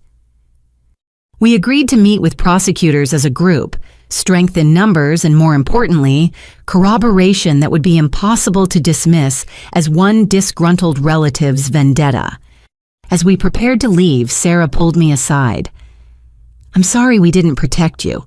We all knew your parents were toxic, saw how they treated you differently than Nathan. We should have said something sooner." "We were all victims," I replied, surprising myself with the lack of bitterness. They created a family culture of silence and complicity. Breaking that pattern now is what matters. The next morning, Richardson's eyes widened as I wheeled in boxes of new evidence. "This is extensive."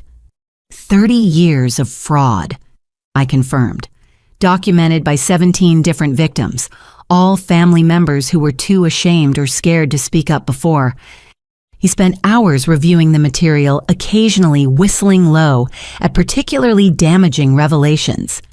"This changes everything. We're not just talking about your inheritance anymore. This establishes a RICO pattern, racketeering, ongoing criminal enterprise, federal charges on top of state charges." "What does that mean practically?" "It means your parents aren't looking at 20 years anymore.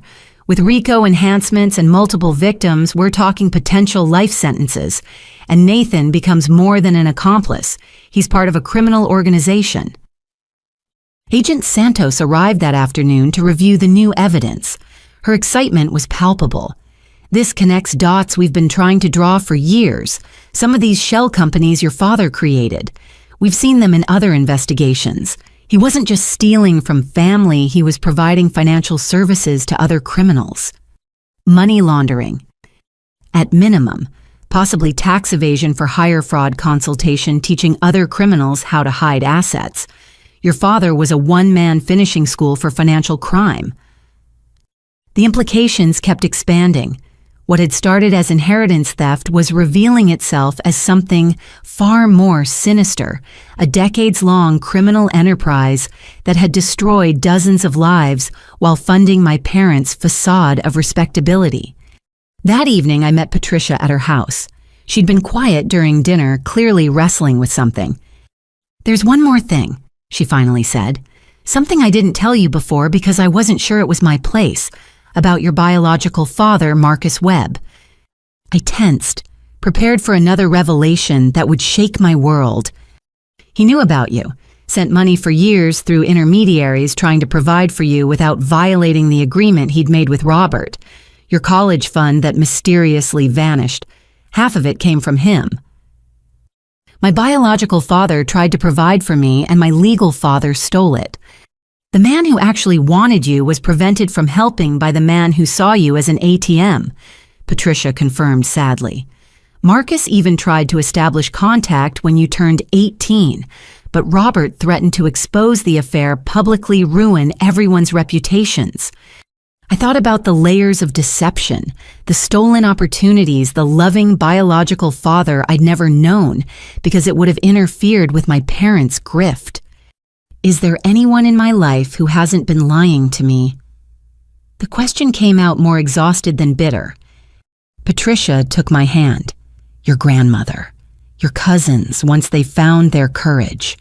Me, even if I waited too long to act. And most importantly, yourself. You never lied, never stole, never compromised your integrity, despite being raised by people who had none.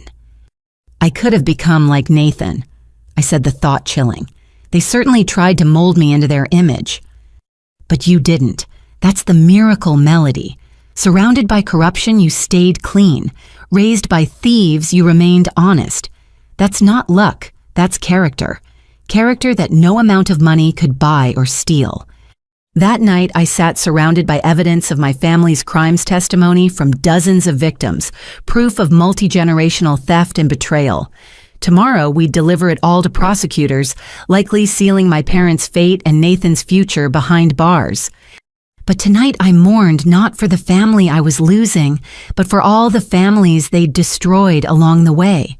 Every cousin struggling with debt, every elder who died in poverty, every dream deferred because the money meant for it lined my parents' pockets instead.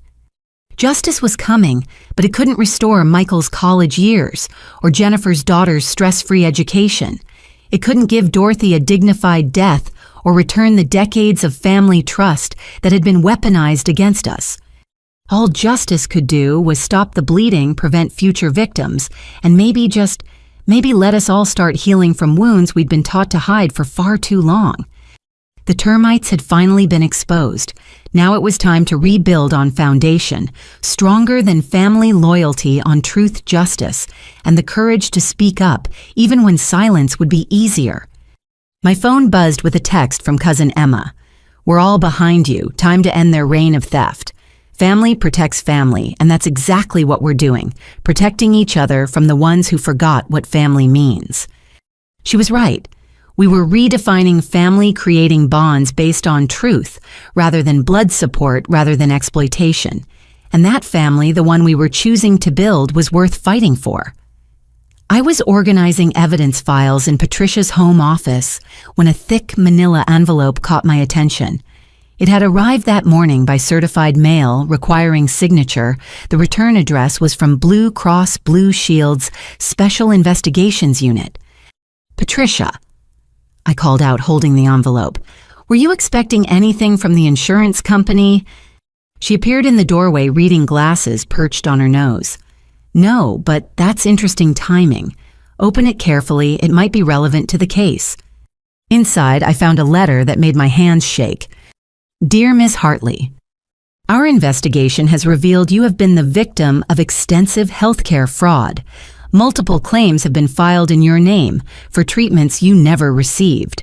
As the primary victim, you may be eligible for whistleblower compensation under the False Claims Act. Please contact our office immediately to discuss findings that include 47 fraudulent claims totaling $1.4 million, false diagnoses submitted by suspended medical providers, identity theft involving your Social Security number, potential criminal conspiracy involving your listed dependents. Time-sensitive response required within 10 days to preserve your rights." I sank into the nearest chair. "They used my identity for insurance fraud."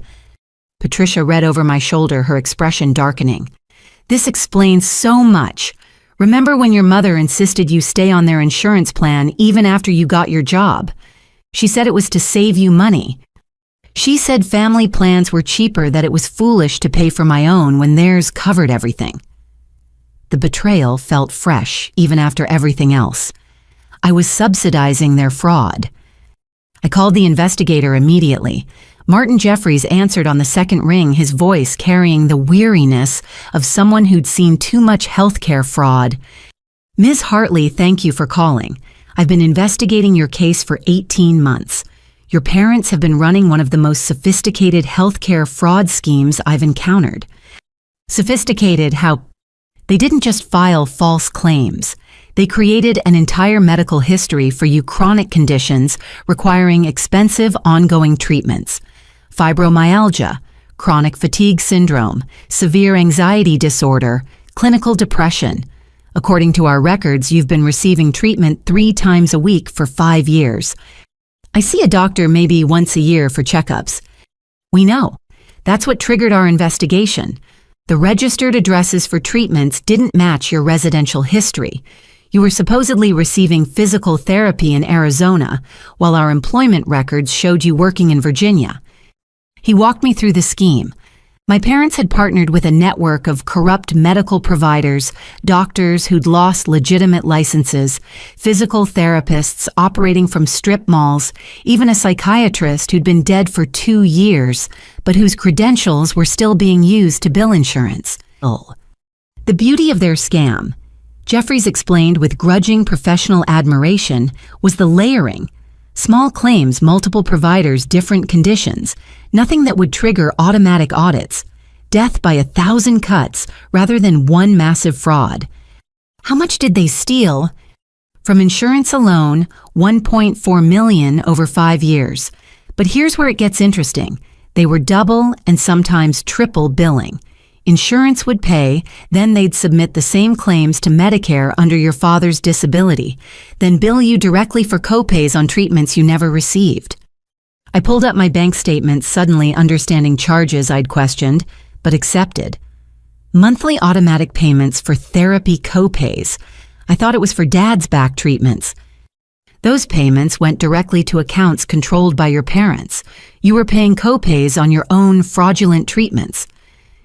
This is insane. How did doctors agree to this? Jeffrey sighed. Desperate people do desperate things. Most of these providers had lost licenses for previous violations, prescription fraud, patient abuse, malpractice. Your parents offered them a way to keep practicing medicine illegally.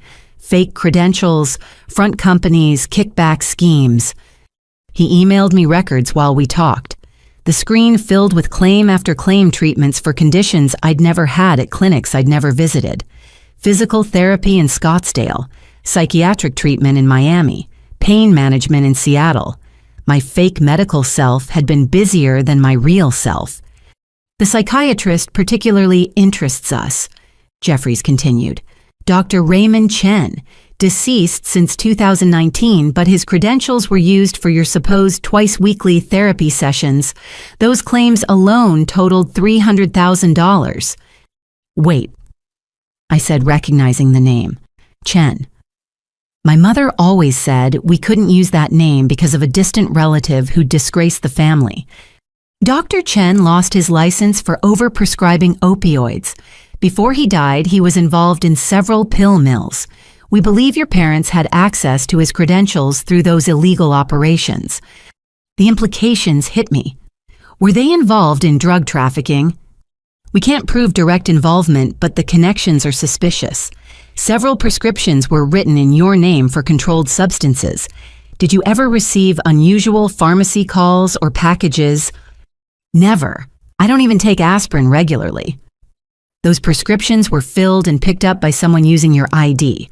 We have pharmacy surveillance footage. Want to guess who appears in multiple videos? Nathan. Your brother collected enough opioids to supply a small town. Whether for personal use or distribution, we're still investigating. Patricia had been quietly taking notes. She looked up with a grim expression. This connects to something else. Remember when your mother was always at medical appointments? She'd be gone 3 days a week every week claiming various treatments. Her chronic illness that no doctor could diagnose. I said, the pieces clicking together. Jeffries confirmed our suspicion. Linda Hartley appears as both a patient and a beneficiary in multiple schemes.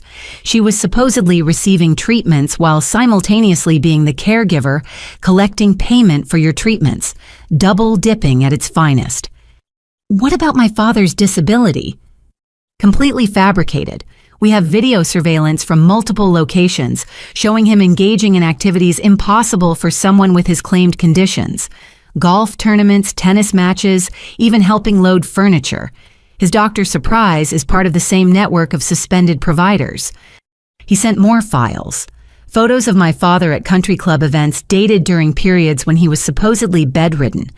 Medical records showing treatments for a spinal condition that should have left him partially paralyzed, contrasted with images of him doing yard work. The disability payments alone constitute federal fraud, Jeffries explained. But using that fake disability to enhance insurance claims, that escalates everything. We're talking about organized crime, not simple fraud. What happens now? That's partly up to you. As the primary victim whose identity was stolen, you can file a qui tam lawsuit under the False Claims Act. Essentially, you sue on behalf of the government to recover fraudulent payments. You could receive up to 30% of what's recovered.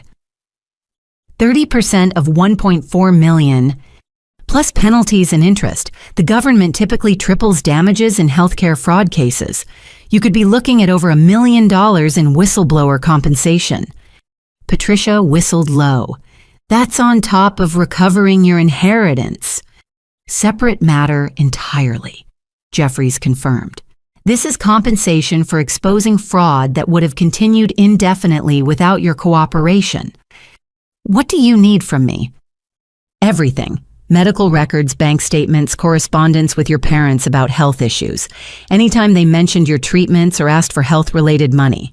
We're building a federal case and you're our star witness. I spent the next 3 hours on the phone with Jeffries and his team providing information and authorizations. Each revelation deepened the picture of systematic fraud that made their inheritance theft look almost amateur by comparison. "One more thing," Jeffries said as we wrapped up. "We've been coordinating with other agencies. Your parents are already facing state charges, but this brings in federal healthcare fraud, mail fraud, wire fraud, and identity theft, each carrying significant prison time." "How significant?" "Healthcare fraud alone can be 20 years per count.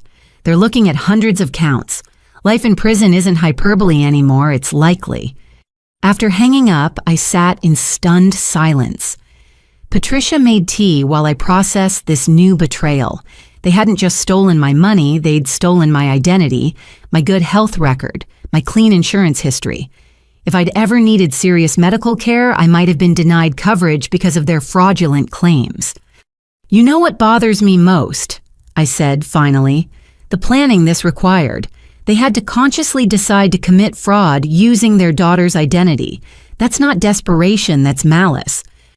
"Greed," Patricia corrected gently. "Pure sociopathic greed. They saw you as a resource to exploit, not a daughter to protect." My phone rang Richardson calling with updates. I briefed him on the insurance investigation and I could hear his sharp intake of breath. "This changes our entire strategy," he said. "Healthcare fraud at this scale with federal implications. Your parents just went from facing 20 years to facing forever. And the compensation available to you as a whistleblower, that's life-changing money on top of inheritance recovery." "It was never about the money," I said quietly. "It was about the truth." "I know. But the money helps you rebuild what they stole. Not just funds, but opportunities. You can go back to school, start a business, help other victims. Consider it justice with compound interest."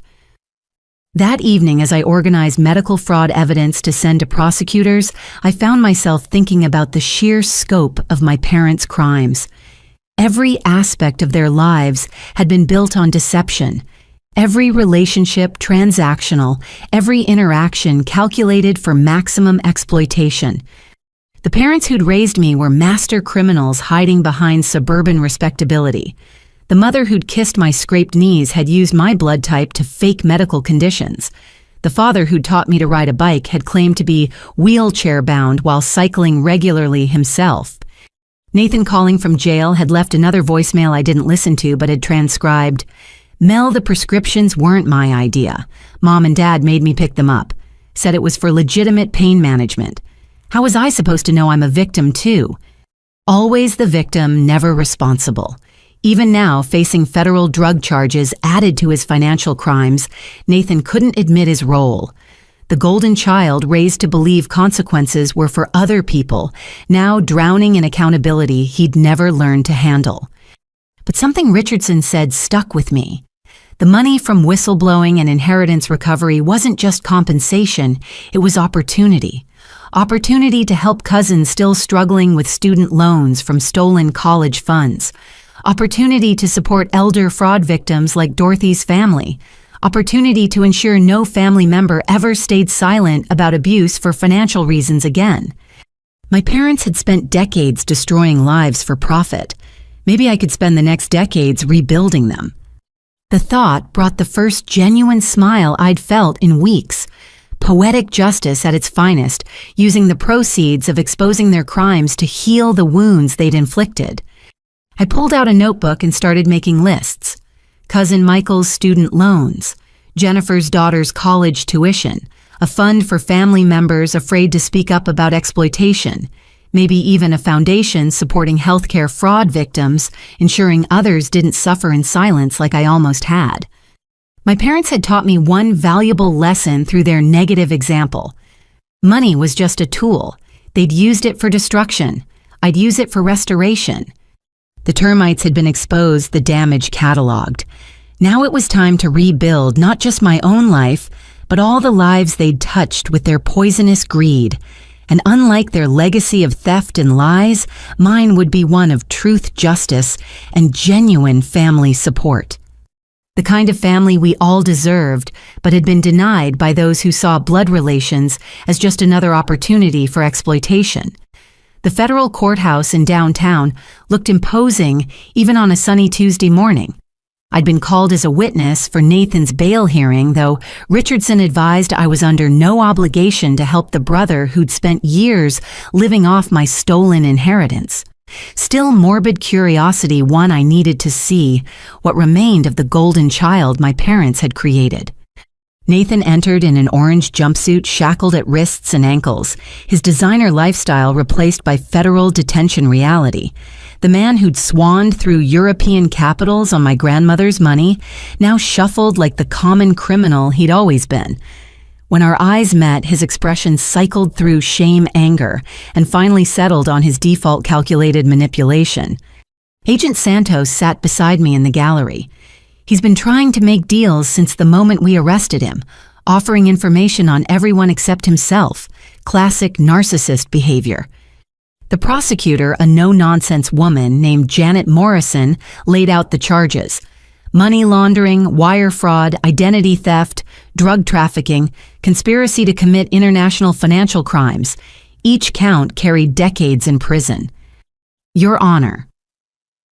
Nathan's public defender argued, my client is a victim of family manipulation, raised by parents who taught him that crime was simply creative financing.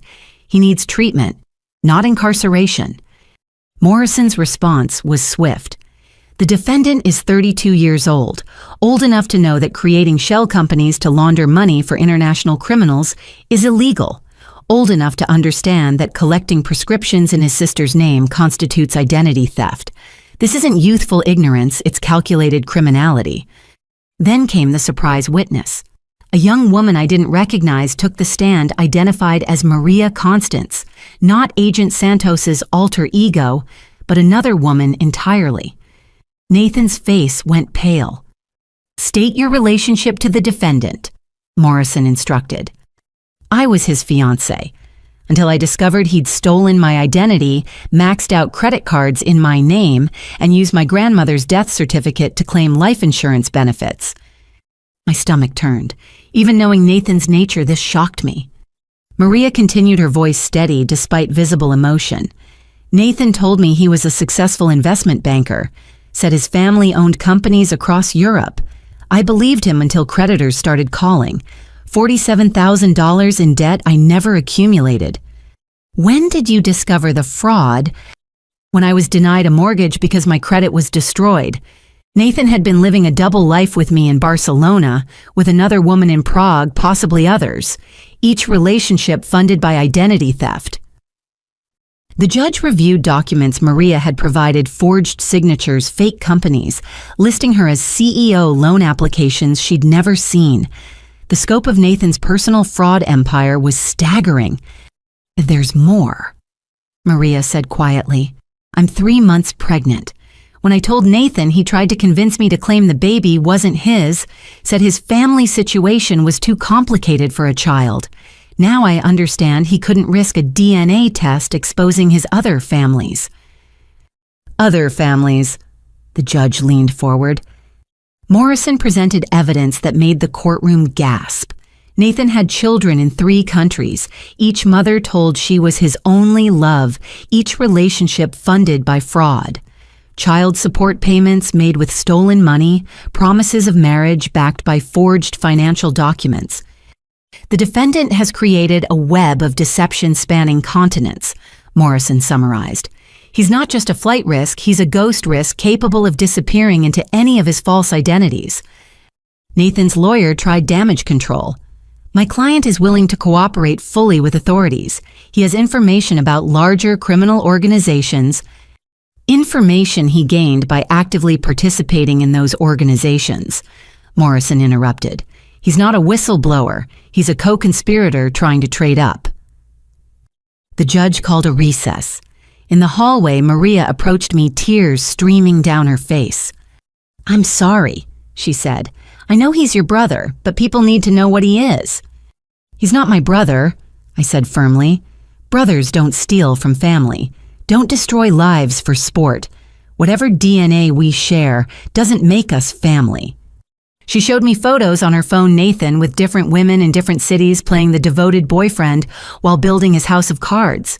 The man had inherited our parents' worst traits and amplified them into international criminality. The baby, Maria said quietly. I'm keeping it, despite everything. But I wanted to ask, will you help me understand his family's medical history? For the child's sake. There's a lot of mental illness, I said honestly. Narcissism, sociopathy, complete inability to feel genuine remorse. Your child will need watching for those traits. Agent Santos joined us. Ms. Constance's testimony is crucial, but there's more. Nathan's been busy in detention, making calls, sending messages through other inmates. We intercepted communications suggesting he has hidden assets your parents don't know about. Back in court, the evidence mounted. Nathan had skimmed from his parents' theft, creating his own secret accounts. While they funded his lifestyle, he'd been stockpiling stolen funds in cryptocurrency offshore accounts, hidden investments. Classic parasite behavior, the prosecutor explained. Feeding off the host while preparing for its eventual death. He knew your parents' scheme would eventually collapse, so he prepared his own escape route. Nathan's attorney made one last play. My client wishes to make a statement. Nathan stood, his practiced charm flickering to life. Your Honor, I admit I made mistakes, but everything I did was because of how I was raised. My parents, Robert and Linda, taught me that family wealth was meant to be shared creatively. That traditional employment was for people without vision. I was a child shaped by criminals. How could I have known better? You could have known better, the judge said coldly, by observing your sister, raised in the same household, exposed to the same influences, yet she chose honesty. Your argument insults everyone who rises above difficult circumstances. Bail was denied. Nathan would remain in federal custody pending trial, facing potential life imprisonment for the scope of his crimes. As marshals prepared to lead him out, he caught my eye one last time. Melody, he called out. Tell them I'm sorry, I never meant for it to go this far. I stood to leave without responding, but his next words stopped me. The Zurich account, November 15, 2019, Mom's maiden name. There's still time. Security moved to silence him, but the damage was done. He just revealed another hidden asset in open court, trying to bargain with stolen money until the very end. Even facing life in prison, Nathan couldn't stop scheming. In the parking garage, Agent Santos briefed me on their next steps. Swiss authorities were already cooperating, but that admission helps. We'll freeze any accounts connected to that date and name combination. How much money are we talking about? Based on his activities, millions. Your parents stole from family, but Nathan stole from criminals. That takes a special kind of stupid courage. Maria waited by my car, looking lost. I don't know what to do. Where to go? My family disowned me for dating outside our faith. I have nothing. I thought about cycles, how abuse created abusers, how victims became victimizers, how family patterns repeated unless someone chose differently. Maria's child would be born into a legacy of crime and deception just as I had been, but it didn't have to define them. There's a guest house on my friend Patricia's property, I heard myself saying. You could stay there until you're settled. The baby deserves a chance at normal, even if their father never had one. Maria's tears started fresh.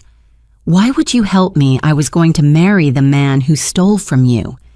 Because someone has to break the cycle.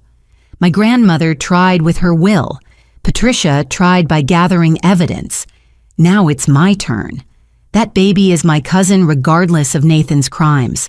Family protects family the real way, not the twisted version I was taught. That evening, Patricia welcomed Maria warmly, immediately shifting into caretaker mode. Watching them prepare the guest house, I felt something I hadn't experienced in months, hope for the future, rather than anger at the past. Richardson called with updates. Nathan's admission in court was a gift. Swiss authorities found 4 accounts totaling $8.7 million, all traceable to money laundering operations. He wasn't just a participant, he was management. $8 million stolen on top of what my parents took. Your brother was playing in the major leagues while your parents thought he was in Little League. The full scope of his crimes is still being uncovered. Interpol is now involved. I sat on Patricia's porch that night processing the day's revelations. Nathan hadn't just followed in our parents' footsteps, he'd surpassed them. While they stole from family and insurance companies, he'd graduated to international crime syndicates and identity theft rings. Yet somewhere in Barcelona, Prague, and who knew where else children bore his DNA. Innocent lives who would grow up with the burden of their father's legacy, just as I had. The cycle threatened to continue unless someone intervened. I want to establish trust funds, I told Patricia, for Nathan's children, all of them, however many there are. Education money that can't be touched by anyone but them, administered by trustees who actually have integrity. That's generous considering. It's not generous, it's necessary. Those children didn't choose their father any more than I chose my parents. But maybe with education and opportunity, they can choose differently. Maria joined us on the porch wrapped in a blanket despite the warm evening. I listened to the news coverage. They're calling Nathan a mastermind. That's not who I knew. He was charming, funny, seemingly devoted. How did I miss it? Because he learned from experts, I said. My parents wore masks for 30 years. Nathan just perfected the technique. The man you loved was a character he played scripted for maximum manipulation. Don't blame yourself for believing a performance crafted by professionals. Will it ever stop hurting? Patricia answered before I could. The sharp pain fades. The disappointment lingers but transforms. Eventually, you'll be grateful you discovered the truth before wasting more years on lies. Truth hurts, but it's a clean pain. Deception is a poison that kills slowly. We sat in companionable silence, 3 women brought together by one family's web of lies. Tomorrow would bring more revelations, more legal proceedings, more untangling of Nathan's international deceptions. But tonight we were building something new. Not the family Nathan had collected through fraud and abandonment, but a chosen family based on truth and mutual support. Maria would have her baby here surrounded by people who understood the weight of toxic legacy but refused to let it define the future.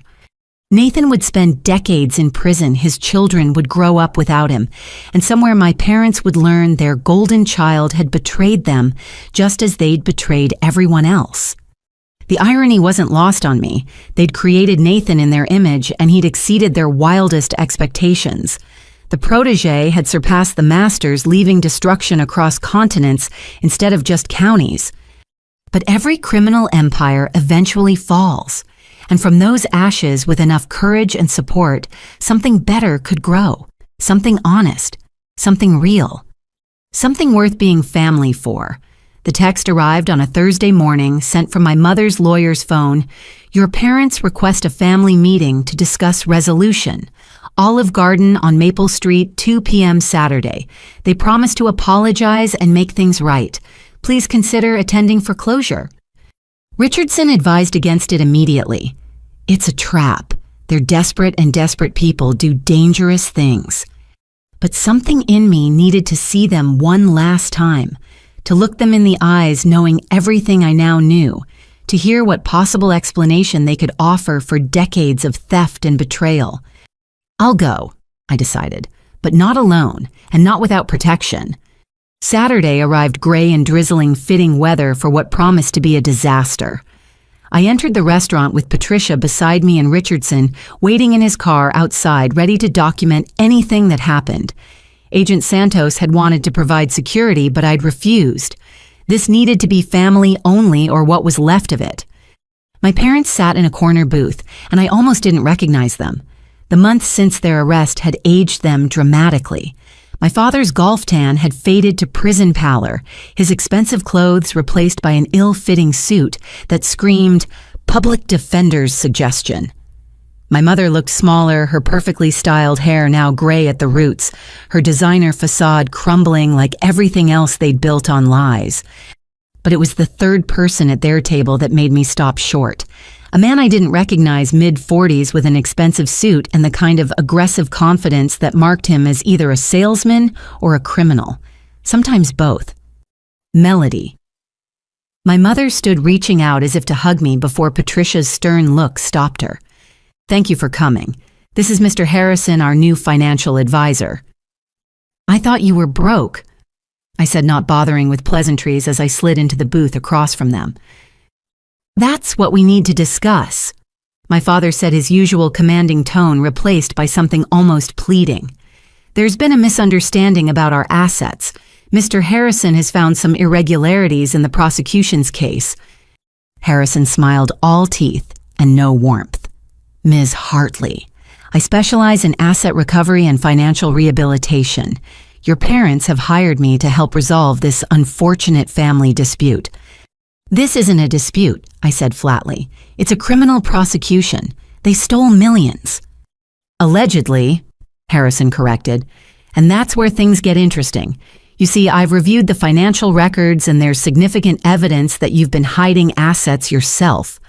Offshore accounts, cryptocurrency holdings, suspicious transfers, all very concerning." I actually laughed. "Are you seriously trying to flip this on me? I worked 60-hour weeks while they spent my inheritance. What offshore accounts could I possibly have?" Harrison pulled out a folder with the theatrical flair of someone used to intimidation tactics. "These documents suggest otherwise.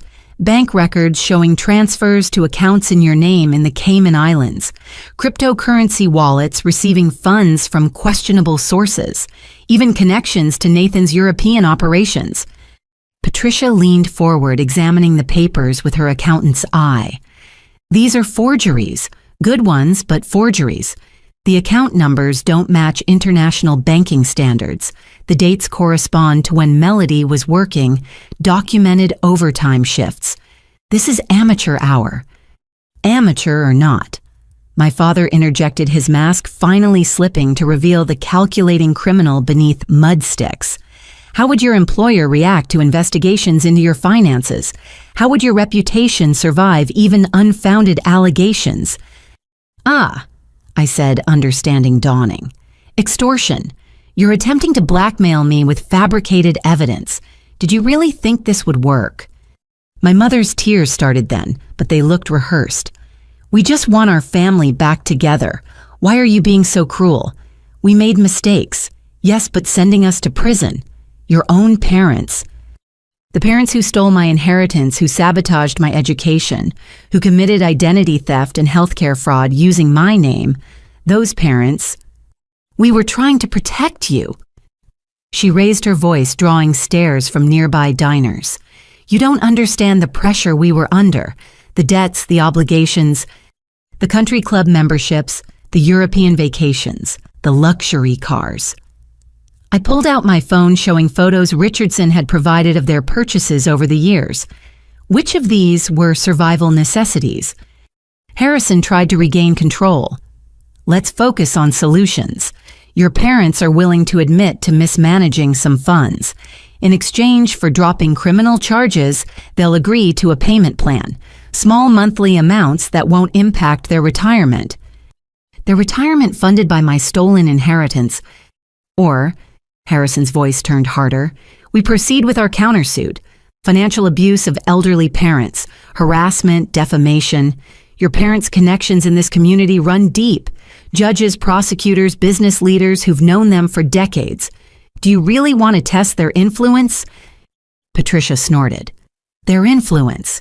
You mean the country club that expelled them, the church that banned them, the business partners currently testifying against them? That influence—" "We still have friends," my father said darkly. "People who owe us favors. People who understand that sometimes children turn against their parents out of greed." "Like Nathan turned against you?" I asked quietly. The silence that followed was deafening.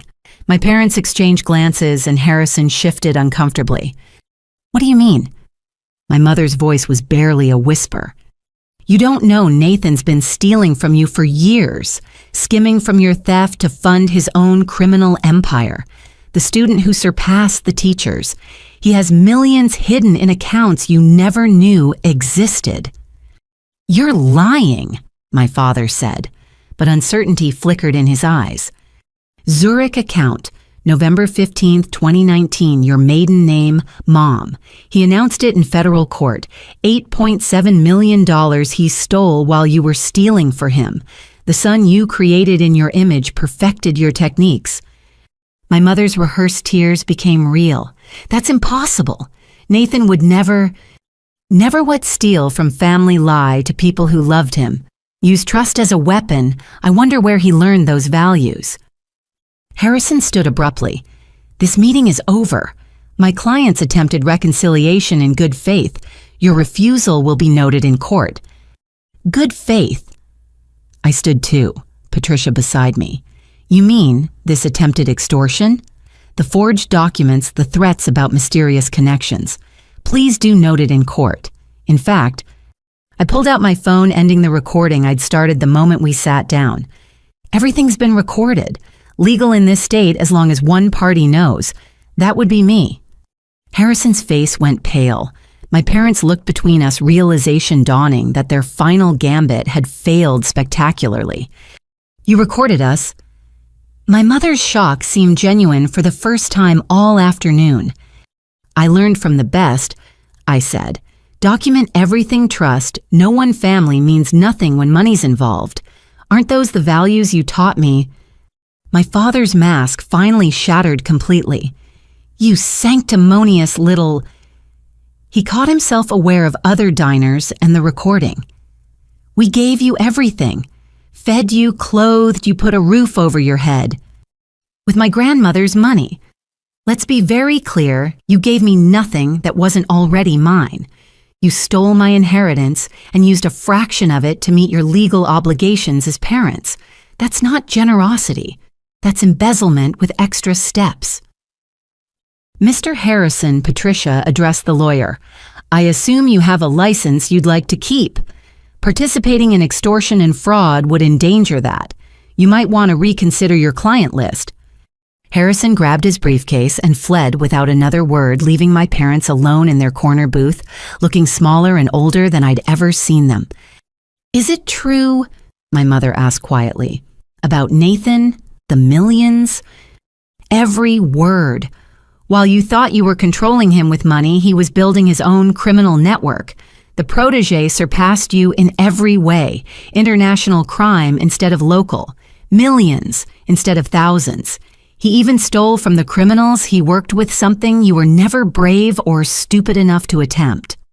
"We need that money," my father said desperately. "For lawyers, for survival. You have to help us recover it." The audacity stunned even me. Help you. Help you recover money that Nathan stole from his criminal enterprises, funded by money you stole from me. "You're still our daughter," my mother pleaded. "That has to mean something." "It does mean something.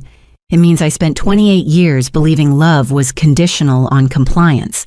It means I nearly destroyed my health working to support your lies. It means I'll need therapy for decades to undo the damage you called parenting." I turned to leave, but my father's next words stopped me cold. "Your biological father wanted to abort you. We saved your life. You owe us everything." Patricia gasped. Even the nearby diners who'd been pretending not to eavesdrop went silent. I turned back slowly. Marcus Webb wanted to take responsibility. You threatened to destroy his medical career unless he paid you to disappear. I have the letters, the bank records, the proof. You sold access to me like I was property. So yes, I owe you something, the justice you've earned. You'll regret this." My father said, his voice low and venomous. "When you're alone with your money and your righteousness, you'll regret losing your family. I lost my family the day you chose greed over love. I'm just making it official." As we walked out, leaving them in their booth, surrounded by cold breadsticks and shattered manipulation, my mother called out one last time, "Melody, please, we're sorry." I didn't turn around. Some apologies come too late, weighted with too much theft and deception to ever balance the scales.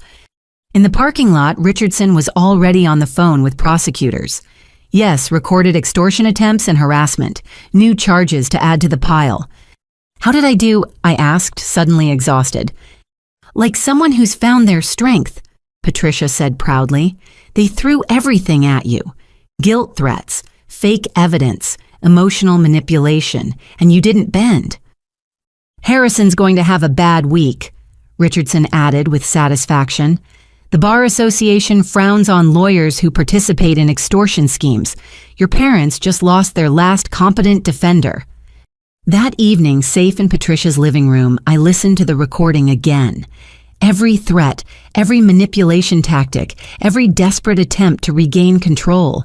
It was like listening to strangers. These couldn't be the people who'd raised me, who'd attended my school plays and birthday parties. But of course they were. They'd always been these people. I'd just been too young, too trusting, too desperate for their love to see it. Maria joined us, her pregnancy now showing. I heard about the meeting. Are you okay? I'm free, I said, surprised to find it was true. For the first time in my life, I'm completely free of them. What happens now? Richardson had the timeline memorized. Arraignment next week for the new charges. Trial in 4 months for the main fraud case. With today's evidence, we're looking at additional counts of conspiracy extortion and witness intimidation. Your parents just added years to their eventual sentences. And Nathan, still trying to make deals from federal detention, offering information on everyone except himself. The prosecutors aren't buying what he's selling anymore. I thought about the family meeting disaster, how it had revealed the final truth. They weren't capable of remorse, only regret at being caught. Every apology came with conditions, every admission with deflection. But their biggest miscalculation was thinking I was still the compliant daughter who'd handed over her paycheck without question. That girl had died the day I discovered the inheritance theft. In her place stood someone forged by truth and strengthened by justice. My phone buzzed with a text from an unknown number, probably another flying monkey sent by my parents to guilt or threaten me. But when I opened it, I found something unexpected. Ms. Hartley, my name is Jennifer Walsh. I'm Nathan's daughter from Dublin. I'm 17 and just learned who my father really is. Could we talk? I need to know if I'm destined to become like him. Another victim of my family's poison reaching out for hope. Another chance to break the cycle. I showed the message to Patricia and Maria. Looks like we might need a bigger guest house. Or a better family, Maria suggested. The kind that helps instead of hurts. I typed my response to Jennifer. You're not destined to become anyone but yourself. And yes, we should talk. You have family here who understands. Real family. The disaster of a meeting had tried to pull me back into old patterns of guilt and obligation. Instead, it had freed me to build something new, a family based on choice, rather than chromosomes honesty, rather than manipulation support, rather than exploitation. My parents could keep their threats and schemes. I had something more valuable, the truth and the courage to live it. The safety deposit box felt heavier than its small size, suggested weighted with 8 years of secrets. Patricia had kept the key hidden since my grandmother's death, waiting for the moment I'd be strong enough to handle whatever truths lay inside. That moment had finally come. Your grandmother made me promise, Patricia explained as we sat in the private viewing room at First National Bank. She said I'd know when you were ready, when you'd broken free enough to understand. Inside the box, carefully wrapped in tissue paper, lay a stack of letters, photographs, and documents that would rewrite everything I thought I knew about my family history. The first letter, dated just weeks before her death, was addressed to me in my grandmother Eleanor's distinctive handwriting. My dearest Melody. I read aloud, my voice catching on the familiar endearment. If you're reading this, then Patricia has deemed you ready for the complete truth. By now you've discovered the theft, the lies, perhaps even the depth of your parents' greed. But there's more. So much more that I couldn't tell you while alive, bound as I was by promises and blackmail. Your father isn't just a thief, sweet girl. He's been one since childhood. His first victim was his own father, my husband Charles. The construction business Robert claims he inherited Charles built it from nothing, only to watch his son systematically destroy it through embezzlement. When Charles confronted him, Robert let him die. I was there that night. Charles was having chest pains, begging Robert to call an ambulance. Your father sat in his chair counting money he'd stolen from the company safe and watched his father die. Problem solved, he said afterward, as if Charles had been nothing more than an inconvenient obstacle. I wanted to go to the police, but Robert had planned for that. He'd forged documents making it look like Charles was the embezzler, like the stolen funds were hidden gambling debts. If I spoke up, Robert promised to destroy his father's reputation, posthumously.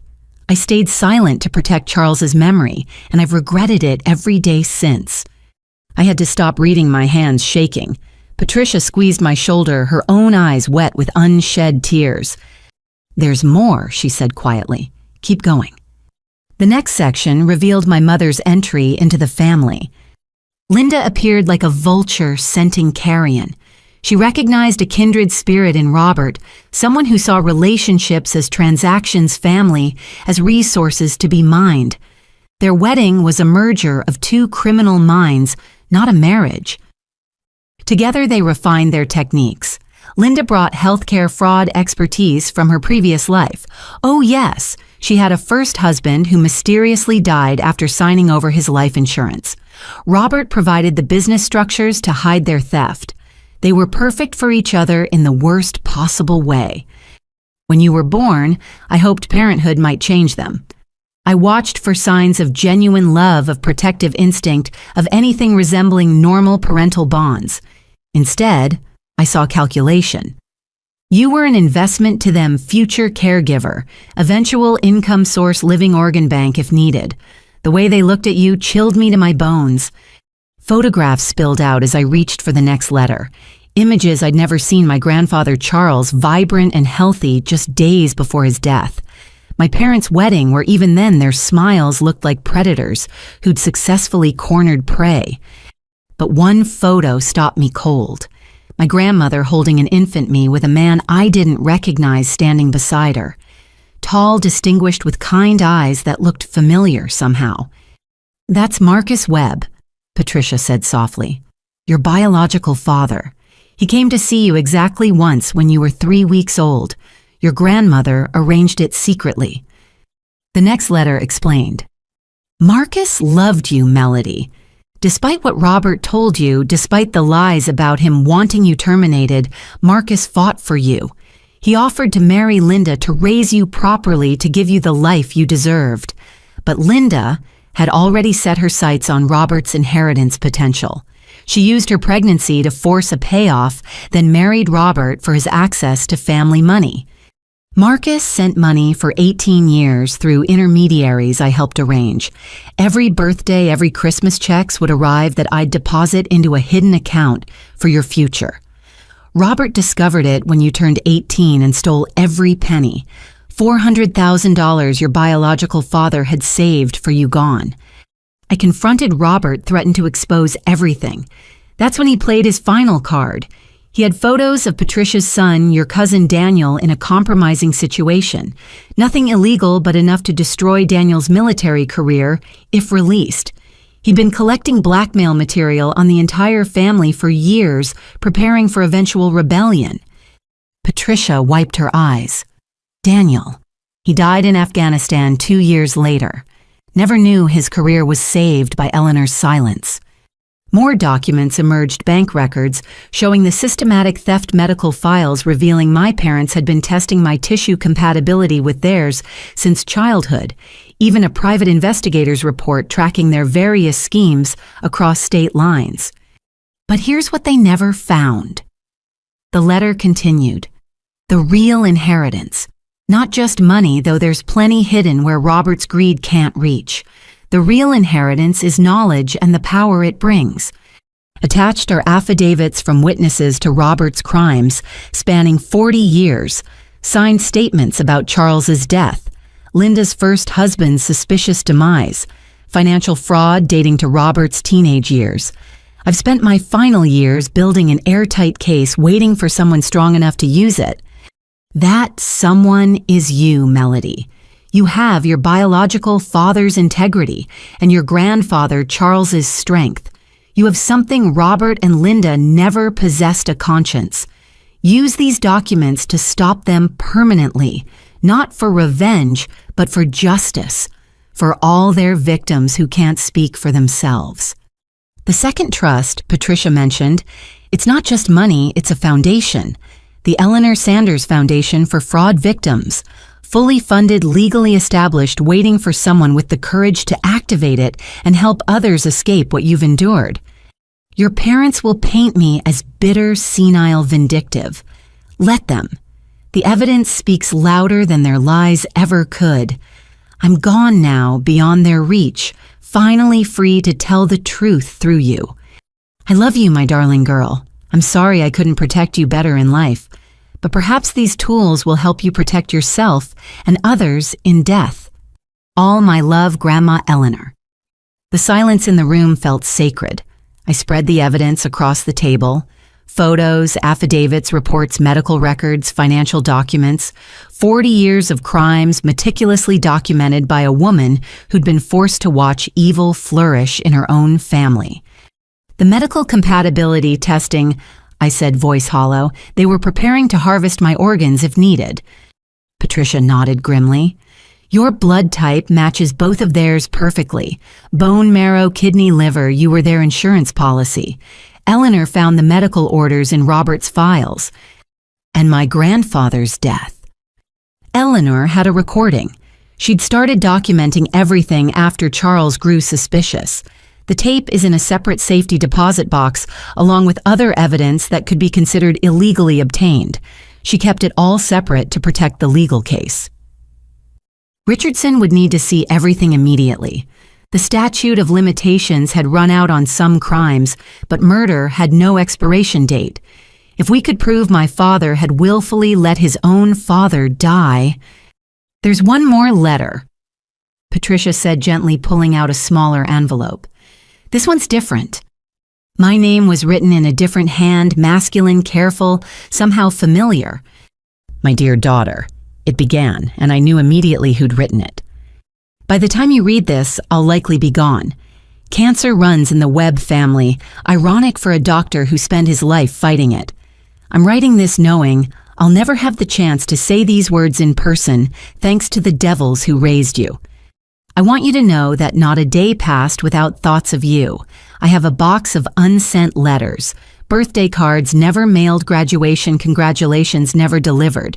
Your mother, Linda, made it clear that any contact would result in your destruction. She convinced me that staying away was the only way to protect you. I was a coward. I let money substitute for presence checks, replace hugs, financial support stand in for the father you deserved. I told myself it was noble sacrifice, but really I was afraid. Afraid of Robert's threats, afraid of Linda's vindictiveness, afraid of disrupting whatever happiness you might have found. Eleanor sent me photos when she could. I watched you grow from afar, saw you graduate high school with honors despite their sabotage, saw you working yourself to exhaustion to support their greed, saw you becoming the remarkable woman I always knew you'd be. The truth about your conception isn't pretty. Linda targeted me specifically, wealthy doctor, married but vulnerable, foolish enough to believe her lies about leaving an abusive relationship. When she revealed her pregnancy, I offered everything. Divorce. My wife, marry her, raise you properly. She laughed and named her price. $1 million to disappear, or she'd claim assault, destroy my career, ensure I never practiced medicine again. I paid. God help me, I paid to lose you. Then watched her marry Robert 6 months later and claim you were premature. Watched them raise you on stolen money while painting me as the villain who wanted you gone. Your grandmother, Eleanor, was my only connection to you.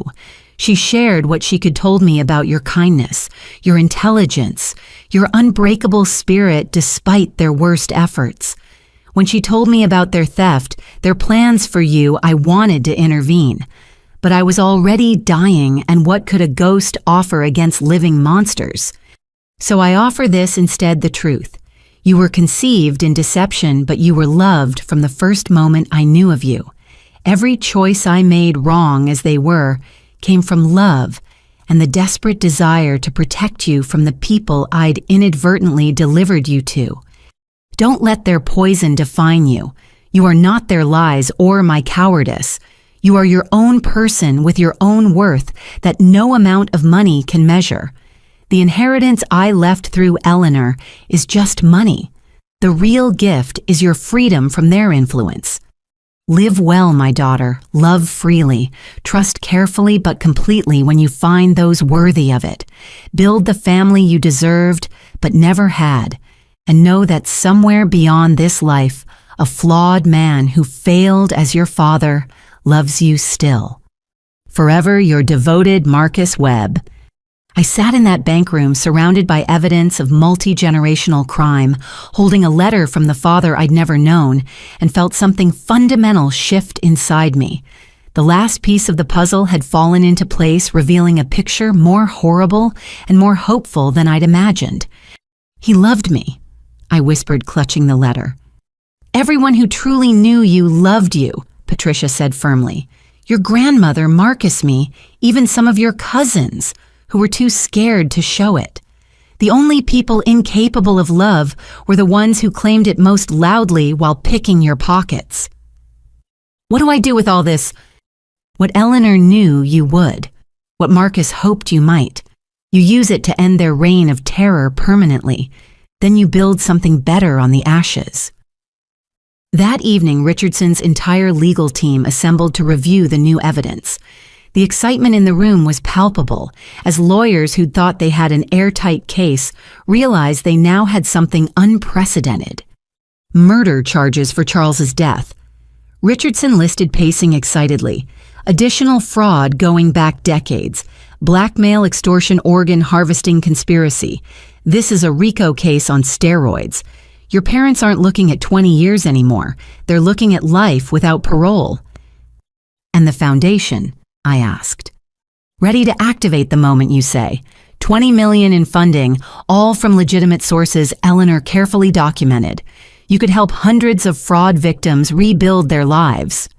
I thought about all the cousins struggling with debt from stolen college funds, the elderly victims who died in poverty after trusting my parents, Jennifer Walsh, Nathan's daughter, wondering if crime was her genetic destiny, Maria and her unborn child starting over after Nathan's betrayal. Activate it, I decided, but with one change. The Eleanor Sanders Foundation for Family Fraud Victims. Let's be specific about the betrayal we're addressing. That night, I sat in Patricia's guest room reading and rereading my father's letters, both the biological one who'd loved imperfectly from afar and the legal one who'd seen me as nothing but a resource to exploit. Nature versus nurture, genetics versus environment. I'd been shaped by both Marcus's conscience warring with Robert's influence, Eleanor's strength fighting Linda's manipulation. But in the end, neither defined me. I was Melody Sanders. I'd legally changed it that day. Granddaughter of Eleanor, daughter of Marcus, survivor of Robert and Linda's greed. I was building a foundation on the wreckage of family crime, turning blood money into hope for other victims. My phone buzzed with a message from Jennifer Walsh, landed in Boston. Thank you for the plane ticket.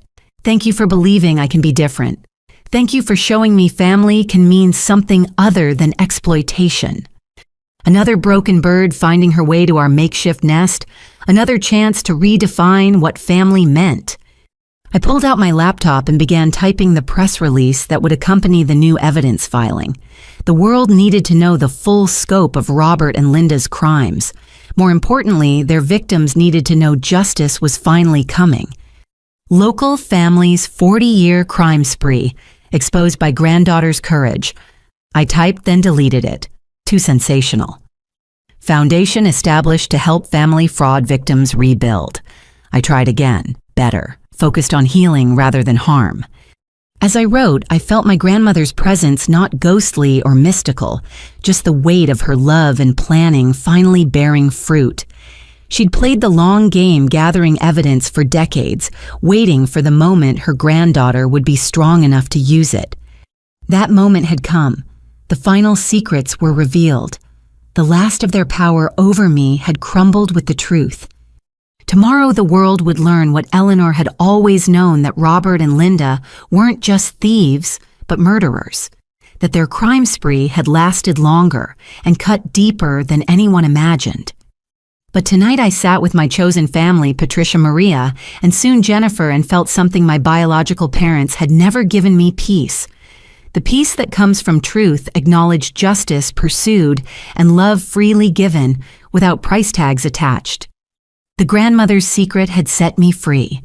Now it was time to free everyone else still trapped in my family's web of lies. The call from Channel 9 News came on a Tuesday morning, 3 days after we'd filed the new evidence with the court. Sarah Chen, their senior investigative reporter, had been following the case since my parents' arrest.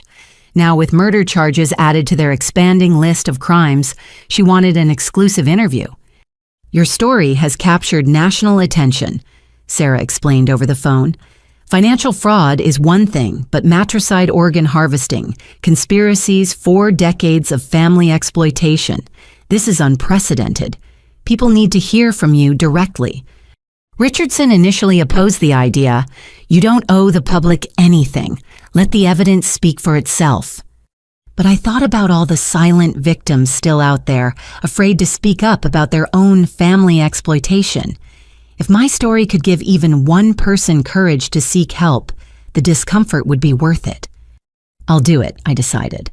But live, no editing that could twist my words. The studio felt smaller than it looked on television cameras, and lights creating an intimate circle around 2 chairs. Sarah had prepared thoroughly her questions, written on cards she'd shared with me beforehand. No ambushes, just truth. Tonight we have an exclusive interview with Melody Sanders, the woman whose courage exposed one of the most extensive family fraud operations in American history. Sarah began after the introductions. "Melody, thank you for joining us." "Thank you for giving me this platform," I replied, surprised by how steady my voice sounded. "Let's start at the beginning. When did you first realize something was wrong with your family's finances?" I thought back to all the red flags I'd ignored or rationalized. Looking back, there were signs throughout my childhood. College funds that mysteriously vanished, relatives who stopped visiting after financial disagreements, the constant emergencies that only money could solve. But the real awakening came when I questioned a $5,000 emergency charge after they'd just spent $8,000 the month before. That led to you cutting them off financially. Yes. What I didn't know then was that I was cutting off more than just my credit card. I was severing their access to millions in stolen inheritance, fraudulent insurance claims, and money they'd taken from dozens of family members over 4 decades. Sarah leaned forward. "The murder charge has shocked everyone. Can you tell us about your grandfather?" I'd prepared for this question, but it still hurt to answer. Charles Sanders built a successful construction company from nothing. According to the evidence my grandmother secretly compiled, my father systemically embezzled from that company while Charles was alive. When my grandfather confronted him, my father watched him have a heart attack and refused to call for help. He let his own father die to avoid exposure. Your grandmother knew this. She witnessed it. But my father had already prepared blackmail material on other family members. She stayed silent to protect them while secretly documenting everything. It took 8 years after her death for the truth to come out. Through you. Through me, with help from my Aunt Patricia, and eventually dozens of other family victims who found their courage when they saw my parents in handcuffs. Sarah pulled up a graphic showing the scope of the crimes. 47 family members defrauded, 3.7 million stolen just from relatives, insurance fraud exceeding $1 million. Can you help our viewers understand how they got away with it for so long? They weaponized family loyalty, I explained. In our family, you didn't take relatives to court. You didn't air dirty laundry. You protected the family name even when family was destroying you. They counted on shame and silence to protect their crimes. What about Nathan, your adopted brother? Nathan learned from the masters and exceeded them. While my parents stole locally, he went international. While they targeted family, he targeted everyone. He's currently facing life in prison for money laundering, identity theft, and connections to human trafficking organizations. There have been accusations that you're being vindictive, that this is about inheritance rather than justice. How do you respond? I'd expected this. My parents had been spreading their narrative through whatever channels remained available to them. I discovered recently that my grandmother left me a separate trust my parents never found. I'm already wealthy, independent of recovering what they stole. This isn't about money, it's about stopping predators who happen to share my DNA. Speaking of DNA, the revelation about your biological father has added another layer to this story. Marcus Webb was a good man who made one mistake trusting my mother. She targeted him specifically for his wealth, then extorted him when she became pregnant. He spent 18 years trying to provide for me from a distance, while my parents stole every penny he sent. Sarah's expression softened. He died before you could meet him. But he left me letters, evidence of his love and his regret. That's more than my legal parents ever gave me besides trauma and debt. Let's talk about the foundation you've established. The Eleanor Sanders Foundation for Family Fraud Victims. We provide legal resources, counseling, and financial support for people exploited by their own relatives. In our first week, we've received over 300 applications for help. That many. Family financial abuse is more common than people realize. It's just hidden by shame and misplaced loyalty. We're trying to break that silence. The interview had been going smoothly until Sarah checked her phone during a commercial break. Her expression shifted to concern. Melody, we're going to go off script here. Your mother is on our call-in line claiming she has information that will change everything. Our producers have verified it's really her. Are you willing to take the call? My stomach dropped, but I nodded. This was live television showing fear would only give her power. Linda Hartley. Sarah announced as the call connected. You're on with your daughter. She's not my daughter. My mother's voice crackled through the speakers, sharp with venom. A daughter doesn't destroy her family for money. Mrs. Hartley. Sarah interjected. You're currently facing life in prison for murder, fraud, and conspiracy. Are you sure you want to make statements on live television? I want the world to know the truth about Melody, about how she planned this for years, about the secret recordings she made as a teenager, about the journal where she fantasized about our deaths and inheriting everything. I almost laughed at the desperation. Mom, I was working 2 jobs as a teenager to help pay your fake bills. When would I have had time to plan your downfall? You were always calculating, always watching, just like your biological father, cold, unnatural. We tried to raise you right, but bad blood will tell. Mrs. Hartley. Sarah interrupted. Are you admitting to the charges against you? I'm admitting we made mistakes trying to manage an ungrateful daughter's inheritance, but murder organ harvesting. These are fantasies created by a vindictive child who resented Nathan getting attention. So you deny letting your father-in-law die? Robert's father was old and sick. His death was natural, no matter what lies Eleanor told. That woman hated me from day one, poisoned Melody against us. This whole thing is Eleanor's revenge from beyond the grave. I found my voice. Mom, there's a recording. Grandma recorded Dad admitting what he did. The prosecutors have it. Your lies won't work anymore. Silence on the line. Then a sound I'd never heard before, my mother laughing. Not her practiced social laugh or her manipulative tears through laughter combination. This was unhinged, bitter final. You stupid girl. You think you've won? You've lost everything. Family, heritage, identity. You'll die alone with your money, just like Eleanor, just like Marcus. The Sanders curse all that wealth. No one to love you for anything but your bank account. I'd rather be alone with integrity than surrounded by thieves pretending to love me. Thieves, we're your parents. We gave you life. No, I said firmly. Marcus and Linda gave me life. You and Robert gave me trauma. There's a difference. The line went dead. My mother had hung up, but the damage was done, or so she thought. Sarah turned back to me, professional concern evident. "Are you okay?" "I'm fine. That was actually helpful. She just admitted on live television to mismanaging my inheritance. Her lawyer is probably having a heart attack right now." "One final question," Sarah said as our time wound down. "What would you say to other people trapped in similar situations with their families?" I looked directly into the camera, thinking of all the silent victims watching. Document everything. Find allies. There are always other family members who know the truth but are too scared to speak. Don't let misplaced loyalty keep you funding someone else's crimes. And remember, DNA doesn't make family. Love, respect, and honesty make family. If your relatives don't provide those, they're just genetic strangers who happen to know your childhood nicknames. Melody Sanders, thank you for your courage in sharing this story. As the cameras shut off and studio lights dimmed, Sarah shook my hand warmly. That was powerful. Your mother's call, especially, she just gave prosecutors gift-wrapped evidence.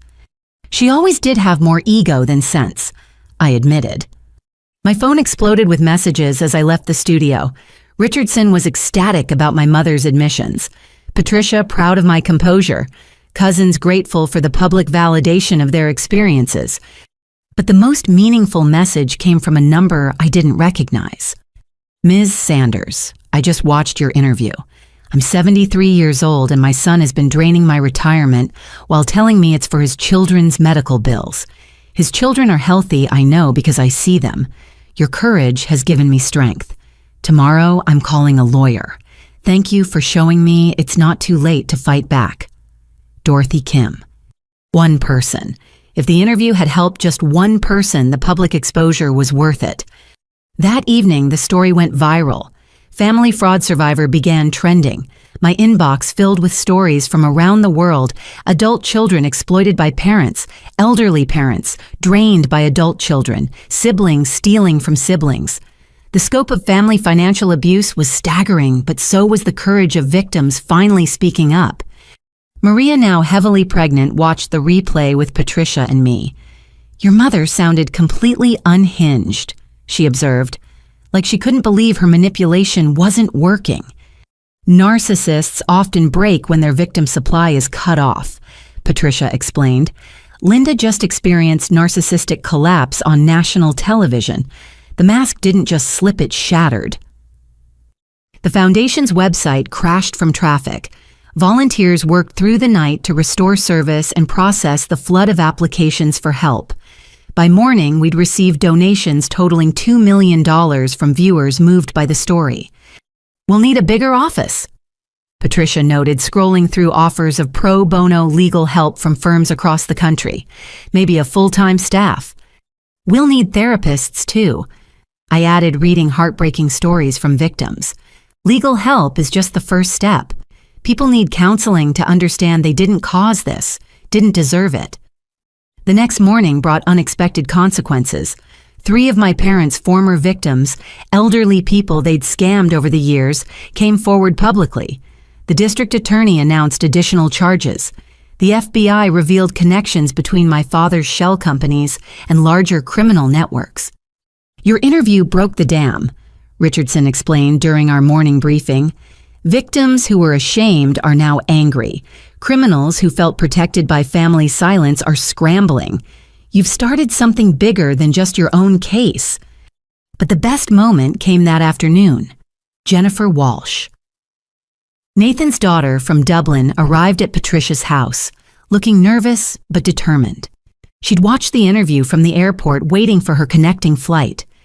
"I saw you on the news," she said shyly. "You looked so strong, not like someone who'd been hurt, but like someone who'd healed. Is that possible? Can people like us actually heal from people like them?" I hugged her, this stranger who shared my burden of criminal DNA and broken trust. Not only is it possible, it's inevitable if we choose it. Healing isn't about forgetting what they did. It's about not letting it define what we become. That night, as our makeshift family gathered for dinner, Patricia, Maria, Jennifer, and several cousins who'd started visiting regularly, I thought about my mother's curse. That I'd die alone, unloved, just another wealthy Sanders, isolated by money. Looking around the table at faces united by shared pain but bonded by chosen love, I realized how wrong she was. I hadn't lost family by exposing crimes, I'd gained it by choosing truth. Every person at this table had rejected comfortable lies for difficult honesty. That made us more family than blood ever could. The public revelation had stripped away the last of my parents' power. No more secrets to expose, no more shame to weaponize. Just truth, bright and cleansing as disinfectant, killing the bacteria of family fraud one story at a time. My phone buzzed with another message from a viewer ready to confront their own family exploitation. Another crack in the wall of silence that protected predators with shared DNA. The revolution hadn't started with handcuffs or legal documents. It had started with a single word, no. No more money, no more enabling, no more silence. Now that revolution was spreading one brave victim at a time. The courthouse steps were packed with media when we arrived for the first day of trial. What had started as a family dispute over inheritance had exploded into one of the most watched criminal cases in the state's history. Court TV had requested cameras in the courtroom. Publishers wanted book rights. Hollywood producers circled like well-dressed vultures. But I kept my focus on what mattered: justice for 40 years of victims. Inside, the courtroom filled quickly. The left side held a small army of prosecutors, FBI agents, and boxes of evidence that required multiple carts. The right side looked sparse. My parents with their public defenders, isolated and diminished. They'd aged another decade in the months since arrest. My father's commanding presence had shriveled to defensive hunching. My mother's perfect facade had crumbled entirely, leaving someone I barely recognized. Orange jumpsuits had a way of stripping away pretense. All rise for the Honorable Judge Patricia Blackwood presiding. Judge Blackwood commanded the room, immediately a small woman with sharp eyes that missed nothing. She'd built her career prosecuting financial crimes before ascending to the bench. My parents couldn't have drawn a worse judge for their case. We're here for case number 2025 CF 847 State versus Robert and Linda Hartley. Charges include first-degree murder, aggravated theft exceeding $5 million insurance fraud, tax evasion, identity theft, and 37 additional counts of financial crimes spanning 40 years. Lead prosecutor Janet Morrison stood. Your Honor, the state will show that the defendants orchestrated a 4-decade criminal enterprise that destroyed dozens of lives, culminated in murder, and would have continued indefinitely without the courage of their daughter, Melody Sanders, in exposing their crimes. Objection. My father's lawyer protested weakly. Prejudicial characterization. Overruled. Proceed, Ms. Morrison. The prosecution's opening statement was devastating. Morrison laid out the timeline with surgical precision from my grandfather's death, through decades of family exploitation, to the recent attempts at witness intimidation. She painted my parents as calculating predators who viewed even their own child as a resource to exploit. The evidence will show, Morrison continued, that Robert Hartley watched his father die rather than risk exposure of his embezzlement, that Linda Hartley has been running insurance scams since before she met Robert, that together they created a criminal partnership that viewed family members not as loved ones to protect, but as victims to exploit. Their own daughter was tissue typed at birth, not for her health, but as a potential organ donor. Ladies and gentlemen, these are not parents who made mistakes. These are criminals who happen to have children. The defense's opening was painful to watch. My father's lawyer, an overwhelmed public defender named Carl Hutchins, tried to paint them as misunderstood money managers who'd made poor decisions under pressure. The defense will show that Robert and Linda Hartley, while perhaps guilty of financial mismanagement, were trying to preserve family wealth for future generations. What the prosecution calls theft, we call complicated family finances. What they call murder, we call a tragic but natural death of an elderly man with heart disease. Even Hutchins didn't seem to believe his own words. The prosecution's first witness was Aunt Patricia. She took the stand with 8 boxes of evidence she'd compiled over decades, each document tagged and organized with her accountant's precision. Ms. Sullivan. Morrison began, "How long have you been documenting your brother's financial crimes?" 23 years, Patricia answered clearly, "since he stole my son Daniel's college fund and tried to blame it on bad investments." "Objection," Hutchins called. "Relevance." "Your Honor." Morrison responded, "Establishing pattern of behavior is crucial to proving ongoing criminal enterprise." "I'll allow it. Continue." Patricia walked the jury through decades of family gatherings that were actually hunting expeditions, how my parents would identify vulnerable relatives, elderly aunts, grieving widows, young adults with inheritances, and systematically separate them from their money. "They had a system," Patricia explained. "Linda would provide the emotional manipulation, the tears, and health crises. Robert would offer to help manage the money. Within months, accounts would be emptied, and victims would be too ashamed to complain." "How many victims did you identify?" 47 family members that I can document. Probably more who never came forward." The defense's cross-examination only made things worse. Every question Hutchins asked opened doors for Patricia to provide more damaging details. By the time she stepped down, several jurors were visibly disgusted. The next witness changed everything. Eleanor's estate lawyer, Frederick Hammond, who'd been forced into hiding by my father's threats, but had emerged when he learned of the arrests. "Mr. Hammond," Morrison asked, "why didn't you report the irregularities in Eleanor Sanders' estate when she died?" Robert Hartley made it clear that if I tried, he'd destroy my practice. He had photos manufactured, but convincing, that suggested I'd been embezzling from clients. He said he'd release them unless I stayed quiet about the missing funds. "So you allowed the theft to continue?" "To my eternal shame, yes. But I also documented everything, hoping someday someone would be brave enough to use it." He gestured to me. That day finally came. Hammond's evidence was damning. Secret recordings of my father threatening him, bank records showing systematic looting of the estate, even emails where my parents discussed how to keep me from discovering the theft until they could drain the accounts completely. On day 3, the medical evidence emerged. Dr. Sarah Chen, no relation to the reporter, testified about the insurance fraud, her voice clinical, but clearly appalled. The defendants filed claims for over 200 procedures that never occurred. They created an entire false medical history for their daughter, chronic conditions. She doesn't have treatments, she never received surgeries that never happened. They even claimed she'd had a kidney removed and sold the supposed medical debt to collection agencies. "I still have both kidneys," I muttered to Richardson, who squeezed my hand. "The most disturbing part," Dr. Chen continued, "was the tissue typing. Medical records show Melody was tested for organ compatibility with both parents at age 3, 7, 12, and 16. No medical reason existed for these tests. The only logical conclusion is they were assessing her value as a potential donor." My mother broke her courtroom silence, then sobbing loudly. "We just wanted to be prepared in case of emergency." Judge Blackwood's gavel cracked. "The defendant will remain silent unless testifying." The prosecution saved their most powerful evidence for day 4, the recording of my grandfather's death. Eleanor had hidden it in a separate safety deposit box with instructions for it to be released only if criminal charges were filed. The courtroom fell silent as we heard Charles Sanders' voice, weak but clear. "Robert, please. Call 911. My chest. I can't breathe." Then my father's voice, cold and calculating. "You should have minded your own business, old man.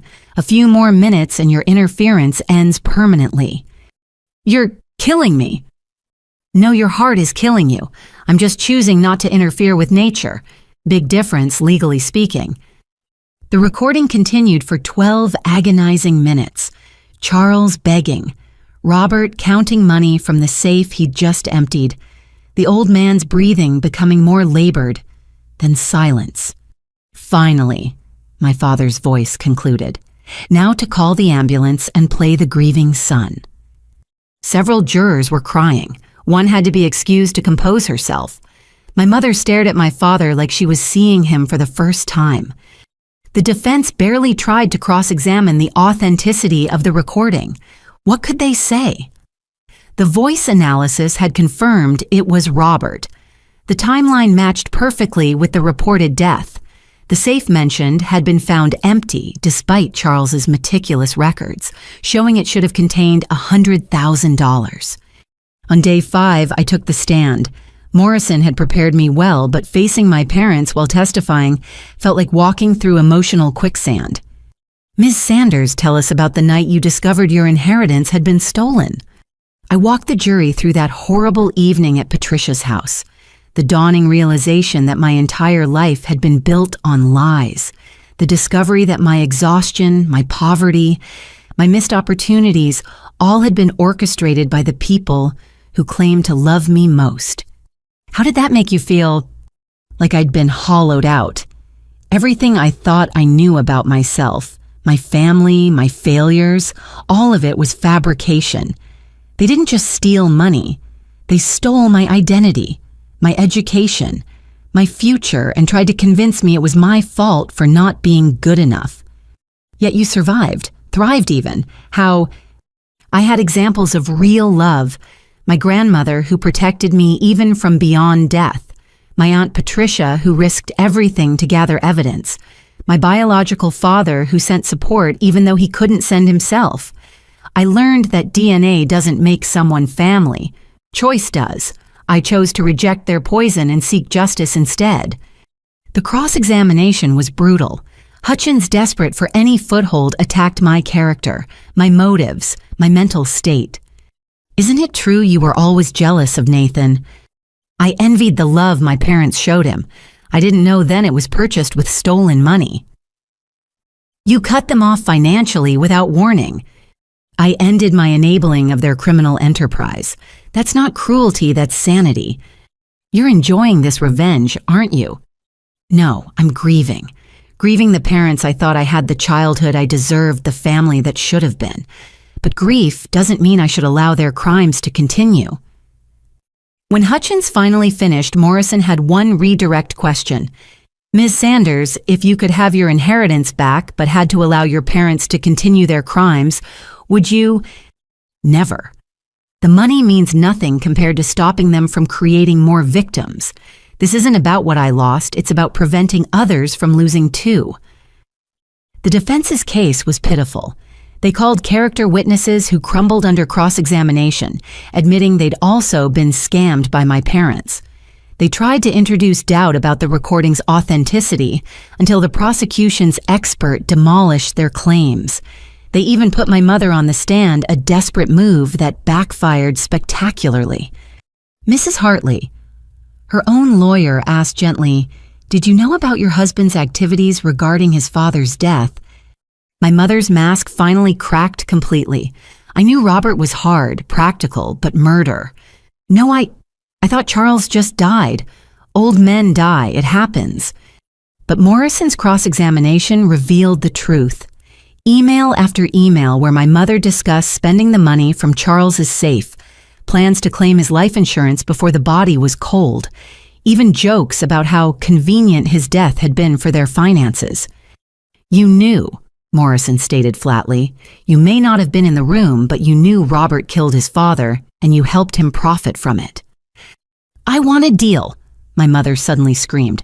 "I'll tell you everything about Robert, about the others, about where the money's hidden. Just please, I can't go to prison. I'm not like him." The courtroom erupted.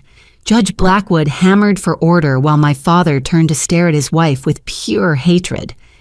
"You stupid woman," he snarled before his lawyer could stop him. "You think they'll save you? You're as deep in this as I am." "I was just following your lead. You threatened me too. Said you'd kill me like you killed Charles if I didn't comply." Judge Blackwood cleared the court, but the damage was done. In trying to save herself, my mother had confirmed every prosecution claim and added new ones. The jury deliberated for exactly 93 minutes, barely enough time to elect a foreman and vote on the dozens of charges. On the charge of murder in the first degree, we find Robert Hartley guilty. On the charge of conspiracy to commit murder, we find Linda Hartley guilty. The litany continued through all 47 charges, guilty on every single count. Judge Blackwood didn't hide her satisfaction. Robert and Linda Hartley, you have been found guilty of crimes that shock the conscience. You turned family into a hunting ground. You murdered for money. You viewed your own child as spare parts. In my 20 years on the bench, I have never encountered defendants more deserving of the maximum sentence. Robert Hartley, you are sentenced to life in prison without the possibility of parole for murder, plus 280 years for financial crimes to be served consecutively. Linda Hartley, you are sentenced to 45 years for conspiracy to commit murder and 120 years for financial crimes to be served consecutively. My father laughed, actually laughed. You think you've won? He called out to me. You're still my daughter. My blood runs in your veins. You'll become just like us eventually. It's nature, not nurture. No, I said, standing to face him one last time. I'm nothing like you. I'm Eleanor's granddaughter, Marcus's daughter, Patricia's niece. I'm the collection of everyone who loved me despite your efforts to isolate me. Your blood means nothing. Your influence is over. You're just another criminal heading to prison, and I'm just another survivor moving on with her life. The marshals led them away, my mother sobbing, my father still ranting about blood and destiny and inheritance. The courtroom slowly emptied until only the prosecution team, Patricia, and I remained. How do you feel? Morrison asked gently. Free, I answered honestly. For the first time in my life, completely free. Outside, the media waited for statements. Richardson handled most of it, but I stepped to the microphones for one message. Today, justice was served for 40 years of victims. But this isn't the end, it's the beginning. The Eleanor Sanders Foundation will continue helping families trapped in cycles of financial abuse. No one should suffer in silence because their abuser shares their DNA. Thank you to everyone who supported us. Thank you to the jury for seeing the truth. And thank you to my grandmother who made this day possible by believing justice would eventually come. That evening, our extended chosen family gathered at Patricia's house. Cousins who'd testified, Maria with her newborn son Jennifer, who'd watched the trial every day, and dozens of others connected by shared survival rather than blood. To Eleanor. Patricia raised her glass. Who knew that truth planted deep enough would eventually bloom? To Eleanor, we echoed. The verdict couldn't restore stolen years or resurrect dead dreams. It couldn't give Michael his college experience or Dorothy her dignified retirement. But it could do something almost as valuable, prove that family criminals weren't untouchable, that DNA wasn't destiny, and that sometimes, against all odds, justice actually prevailed. The courtroom victory was complete. Now came the harder task, building lives worth living on the ashes of what they'd tried to destroy. The conference room at Richardson and Associates had transformed into my unofficial headquarters. 6 months after the verdict, with my parents beginning their life sentences and Nathan's trial approaching, I could finally focus on building rather than battling. The foundation has received over 3,000 applications. Patricia reported spreading documents across the table. We've helped 400 families so far, but the need is overwhelming. And our resources? I asked, reviewing financial projections.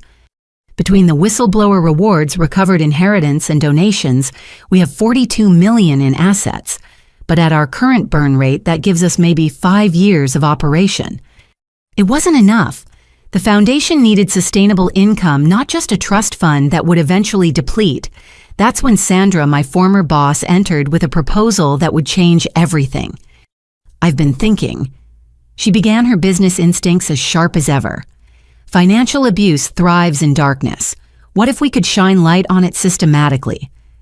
She laid out her vision, a technology company that would detect and prevent financial exploitation, AI-powered monitoring for unusual account activity, secure communication channels for victims, educational resources delivered through an app, corporate partnerships with banks and financial institutions. We call it Guardian Angel Technologies, Sandra continued. The foundation provides the mission. The company provides sustainable funding through B2B contracts. You help victims while creating tools to prevent future abuse. You want me to run a tech company? I laughed. I'm an accountant who just survived a family crime syndicate. Exactly. You understand both the financial mechanisms and the emotional manipulation. No MBA could replicate your expertise through lived experience. Maria, now working as our foundation's victim advocate while raising her son, added her perspective. The calls we get, people don't just need money. They need validation tools, proof they're not crazy. Technology could scale what we're doing one-on-one. Over the following weeks, the idea took shape. Richardson's firm offered pro bono legal structure. Tech entrepreneurs who'd followed the trial volunteered expertise. Even some of the jurors reached out wanting to support the mission that had opened their eyes to family financial abuse. The breakthrough came from an unexpected source, the FBI. Agent Santos, now heading a financial crimes task force, approached with a partnership proposal. "We need what you're building," she explained. "Family financial abuse is often the gateway to larger crimes. Nathan started by stealing from relatives before graduating to international money laundering. If we could identify patterns early..." "You want our data? We want partnership. Anonymous pattern sharing that protects victims while identifying serial abusers. Your foundation helps individuals. Our task force stops criminal networks. Together, we prevent future Robert and Linda Hartleys." Within 3 months, Guardian Angel Technologies incorporated with a unique structure, 51% owned by the Eleanor Sanders Foundation, ensuring profits would always serve the mission. Sandra as CEO, bringing business acumen. Me as president, providing subject matter expertise. Patricia as CFO, because I'd never trust finances to anyone else. Our first product launched quietly, a secure app where users could document financial interactions with family members. Upload a text demanding money. The AI would analyze manipulation patterns, suspicious wire transfer requests, automated alerts and education about common scams, feeling gaslit about family finances, connect with counselors who understood financial abuse dynamics. The response exceeded our wildest projections. 10,000 downloads in the first week, 50,000 by month's end. Banking partners lined up wanting to integrate our detection algorithms. Insurance companies saw the value in preventing fraud before claims were filed. But success brought unexpected challenges. A lawsuit arrived from an organization calling itself Families First Federation, which investigation revealed was funded by several convicted financial abusers, trying to suppress tools that would expose their methods. "They're scared," Richardson observed with satisfaction. "Criminals rely on shadows. You're installing floodlights." The legal attack backfired spectacularly. Media coverage of the lawsuit brought massive attention to our work. Downloads spiked to 500,000. Major tech investors approached smelling both profit and purpose. The most surreal moment came when Jennifer Walsh, Nathan's daughter, presented her own innovation during our weekly team meeting. She'd been quietly learning to code while living with Patricia, channeling her fear of inherited criminality into creation. I call it Truth Tracker. She explained, demonstrating a blockchain-based system for creating immutable financial records. Abusers often gaslight victims about money, claiming loans were gifts, denying agreements, rewriting history. This creates undeniable proof. "You built this?" I asked, amazed at her transformation from scared teenager to confident developer. "I needed to prove I was nothing like him," she said quietly. Building tools to stop people like my father felt like the ultimate rebellion. We integrated Truth Tracker into our platform. Users could now create tamper-proof records of family financial agreements. No more he said, she said about loans or gifts. No more rewriting history when convenient. Corporate partnerships accelerated our growth. Banks integrated our APIs to flag suspicious family-related transfers. Elder care facilities used our tools to protect residents from exploitative relatives. Even law firms adopted our documentation systems for family financial disputes. Year 1 ended with Guardian Angel Technologies, valued at $200 million. The foundation had helped 2,000 families recover assets or escape abuse. We'd employed 50 people, many of them survivors, who understood our mission viscerally. The irony wasn't lost on me. My parents had stolen millions to build their facade of success. I was building actual success to help victims of people like them. They'd seen family as a resource to exploit.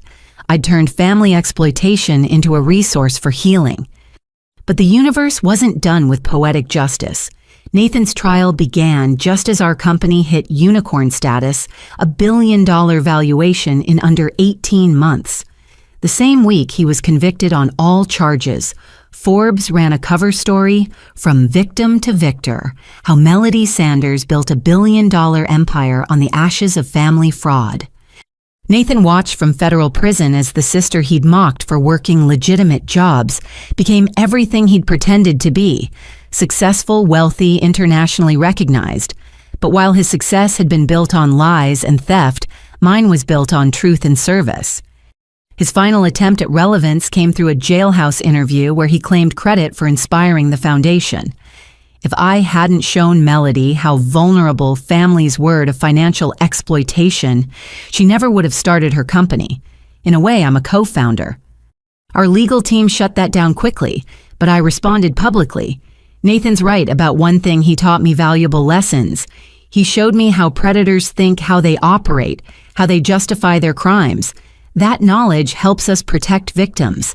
So thank you, Nathan, for being such a comprehensive example of what not to be. The foundation's work expanded beyond individual assistance. We funded research into financial abuse patterns. We lobbied for legislation making family financial exploitation a specific crime with enhanced penalties. We created certification programs for financial advisors to recognize and report suspected abuse. Michael, my cousin, whose college fund had been stolen, joined as head of education initiatives. I never got my traditional degree, he said during his hiring interview, but I got a PhD in survival. Let me teach others what we learned the hard way. His first project was revolutionary financial literacy programs specifically designed for abuse survivors. Not just how to balance checkbooks, but how to recognize manipulation, set boundaries, and rebuild after exploitation. Maria evolved into our chief storytelling officer, sharing survivor narratives that humanize the statistics. Her son, now toddling around our offices, became an unofficial mascot representing the future we were building, where children wouldn't be seen as ATMs by their parents. The company's success attracted attention from unexpected quarters. Tech giants wanted to acquire us. Venture capitalists offered astronomical valuations. But maintaining majority foundation ownership meant staying true to our mission over maximizing profits. We're not for sale, I announced at a packed press conference. Guardian Angel Technologies exists to serve a purpose, not line pockets. We'll partner with anyone who shares our mission, but we'll never compromise our commitment to survivors. The statement cost us some investors, but attracted others who understood that purpose-driven companies could be wildly profitable while doing good. Our Series C funding round raised $300 million at a $3 billion valuation, with impact investors leading the way. But the moment that meant the most came during a quiet afternoon in Patricia's garden. She handed me a letter, old, yellowed, sealed with wax. Eleanor left instructions to give you this when the foundation helped its 1,000th family. We hit that milestone yesterday. My grandmother's final letter was short but profound. My dearest Melody, if you're reading this, then you've done what I always knew you would, transformed our family's poison into medicine for others. The money I left was just seeds. What you've grown from it is the real inheritance. Your grandfather Charles would be so proud. He built his company to support family. You've built yours to protect families from those who would exploit them. That's justice beyond what any courtroom could provide. Remember, empires built on lies always fall, but what's built on truth and service that endures forever. All my love, Grandma Eleanor. I sat in that garden letter in hand, surrounded by the family I'd chosen and the business I'd built, and felt the cycle complete itself. My parents had taught me that family meant exploitation. My grandmother had shown me it could mean protection. Now I was teaching thousands that it could mean whatever they chose it to mean. Guardian Angel Technologies wasn't just a business success, it was proof that trauma could be transformed, that victims could become victors, that the very knowledge meant to destroy us could be repurposed to defend others. The business phoenix had risen from the ashes of family fraud, and its wings spread wide enough to shelter anyone who needed protection from those who confused blood with ownership. My parents had spent decades destroying lives for modest millions. In 18 months, I'd built a billion-dollar company dedicated to protecting those lives. They'd stolen from dozens. We'd helped thousands. They'd hidden in shadows. We operated in radical transparency. The best revenge truly was massive success, but success measured not just in dollars, but in lives protected, families healed, and cycles broken. Every notification of another victim helped was worth more than any valuation. Every story of escape and recovery added to our real bottom-line proof that love could triumph over greed, that chosen family could heal what blood family had broken. The phoenix was flying, and it would never stop rising. 1 year later, the ballroom of the Ritz-Carlton gleamed with purpose rather than pretense. Crystal chandeliers illuminated not another hollow charity gala, but the first anniversary celebration of Guardian Angel Technologies and the Eleanor Sanders Foundation. 500 survivors, advocates, employees, and supporters gathered to mark what we'd built from the ashes of family betrayal. I stood at the podium looking out at faces I'd come to cherish more than any blood relation. Patricia sat at the head table, her silver hair styled elegantly pride, radiating from every line of her face. Sandra, our CEO, reviewed notes for her speech about our expanding international operations. Maria bounced her son Thomas on her knee, the child who'd never know his father, but would never lack for family. 1 year ago, I began my voice carrying clearly through the room. We launched with a simple mission to protect families from financial predators, especially those who share their DNA. Tonight I can announce we've helped over 10,000 families recover more than $200 million in stolen assets. Applause thundered through the room, but I raised my hand for quiet. This moment deserved more than statistics. But numbers only tell part of the story. The real victory is in this room. Jennifer Walsh, who transformed from a frightened teenager to our lead developer, proving daily that we are not our parents' crimes. Michael Chen, whose stolen college fund led him to create educational programs that have reached 50,000 survivors. Every person here who chose truth over comfortable lies, who refused to let abuse define their future. At a corner table, my cousins clustered together, the same relatives who'd once been too scared to speak up, now serving as regional foundation directors. Uncle Robert had become our senior advisor on elder financial abuse, his experience with my father's blackmail making him uniquely qualified to spot manipulation tactics. The surprise guest made everyone gasp. Judge Patricia Blackwood, who'd presided over my parents' trial, approached the stage. In retirement, she'd become one of our fiercest advocates. "I've sentenced hundreds of financial criminals," she said, taking the microphone.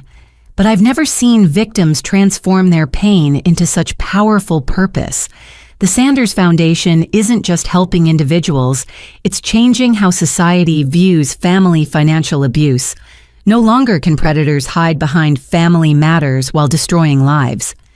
As dinner was served, I moved between tables, no longer the exhausted woman who discovered her inheritance theft, but someone who'd found strength in shared survival. At every stop, another story of transformation. A grandmother who discovered her son's theft in time to save her retirement. A young man who documented his parents' fraud using our app, securing evidence that led to their conviction. A support group leader who'd helped 30 victims in rural Alabama, where family loyalty ran deep and silence deeper.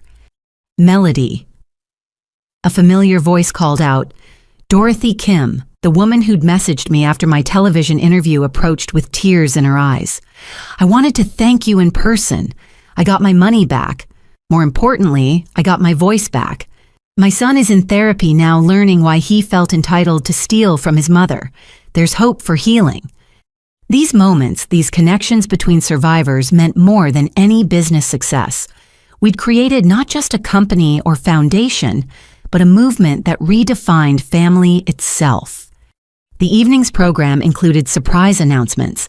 Sandra unveiled Guardian Angel 2.0, featuring AI that could predict financial abuse patterns before they escalated. The FBI partnership had expanded to include Interpol, creating a global database of financial predator tactics. 3 major banks were integrating our technology as standard fraud protection. But the announcement that brought me to tears came from Patricia. The Eleanor Sanders Foundation is establishing a university scholarship program, full rides for survivors of family financial abuse, because the education stolen from many of us stops with our generation. Jennifer Walsh was the first recipient accepted to MIT's computer science program. Michael would finally get his degree 20 years late, but fully funded. Dozens of other survivors would reclaim educational dreams that theft had deferred. As the formal program concluded, I found myself in the garden terrace with those who'd become my true family: Maria, Patricia, Sandra, Jennifer, and others who'd walked through fire and emerged not burned, but forged into something stronger. "Your parents are watching this on the news in prison," Patricia mentioned quietly. "I wonder what they think." "I hope they understand," I said, surprising myself with the lack of bitterness. They spent 40 years building a criminal empire that crumbled in months. We built something legal and lasting in a single year. They confused fear with respect, theft with success. We proved that real power comes from lifting others, not pushing them down. My phone buzzed with a message that made me smile. Thomas Richardson, my attorney-turned-fiancé, was running late from prosecuting another family fraud case. "Save me cake. Putting another predator away. Love you." Our relationship had evolved slowly from professional respect to personal connection. He'd seen me at my lowest, helped me fight for justice, then stood beside me as I built something beautiful from the wreckage. Next month, we'd marry in Patricia's garden, a small ceremony for chosen family only. A toast. Sandra proposed raising her champagne. To Eleanor Sanders, who planted seeds of justice in secret. To Melody, who had the courage to water them with truth. To every survivor who chose healing over hiding. And to the families we're creating, not perfect, but honest. To chosen family, we echoed glasses chiming like bells of freedom. The party continued inside, but I lingered on the terrace looking up at stars my grandmother once wished upon. So much had changed since that awful Sunday dinner, when I'd discovered the depth of betrayal. The girl who'd apologized for existing had become a woman who'd built an empire of empowerment. My mother's prison letters had evolved from threats to bargaining to desperate pleas for forgiveness. I'd stopped reading them months ago. Forgiveness might come someday, but it wasn't required for my healing. They'd made their choices. I'd made mine. The consequences were simply playing out as justice demanded. Nathan's latest scheme from federal prison, trying to sell his story as a cautionary tale, had been shut down by Son of Sam laws preventing criminals from profiting from their crimes. His children, scattered across continents, were slowly finding each other through our foundation. Jennifer had become their unofficial big sister, proving daily that DNA wasn't destiny. "There you are," Thomas said, wrapping his arms around me from behind. "Sorry I'm late, but you'll appreciate this. The couple we prosecuted today tried to claim they were inspired by your parents' methods, studied the trial transcripts like a how-to manual.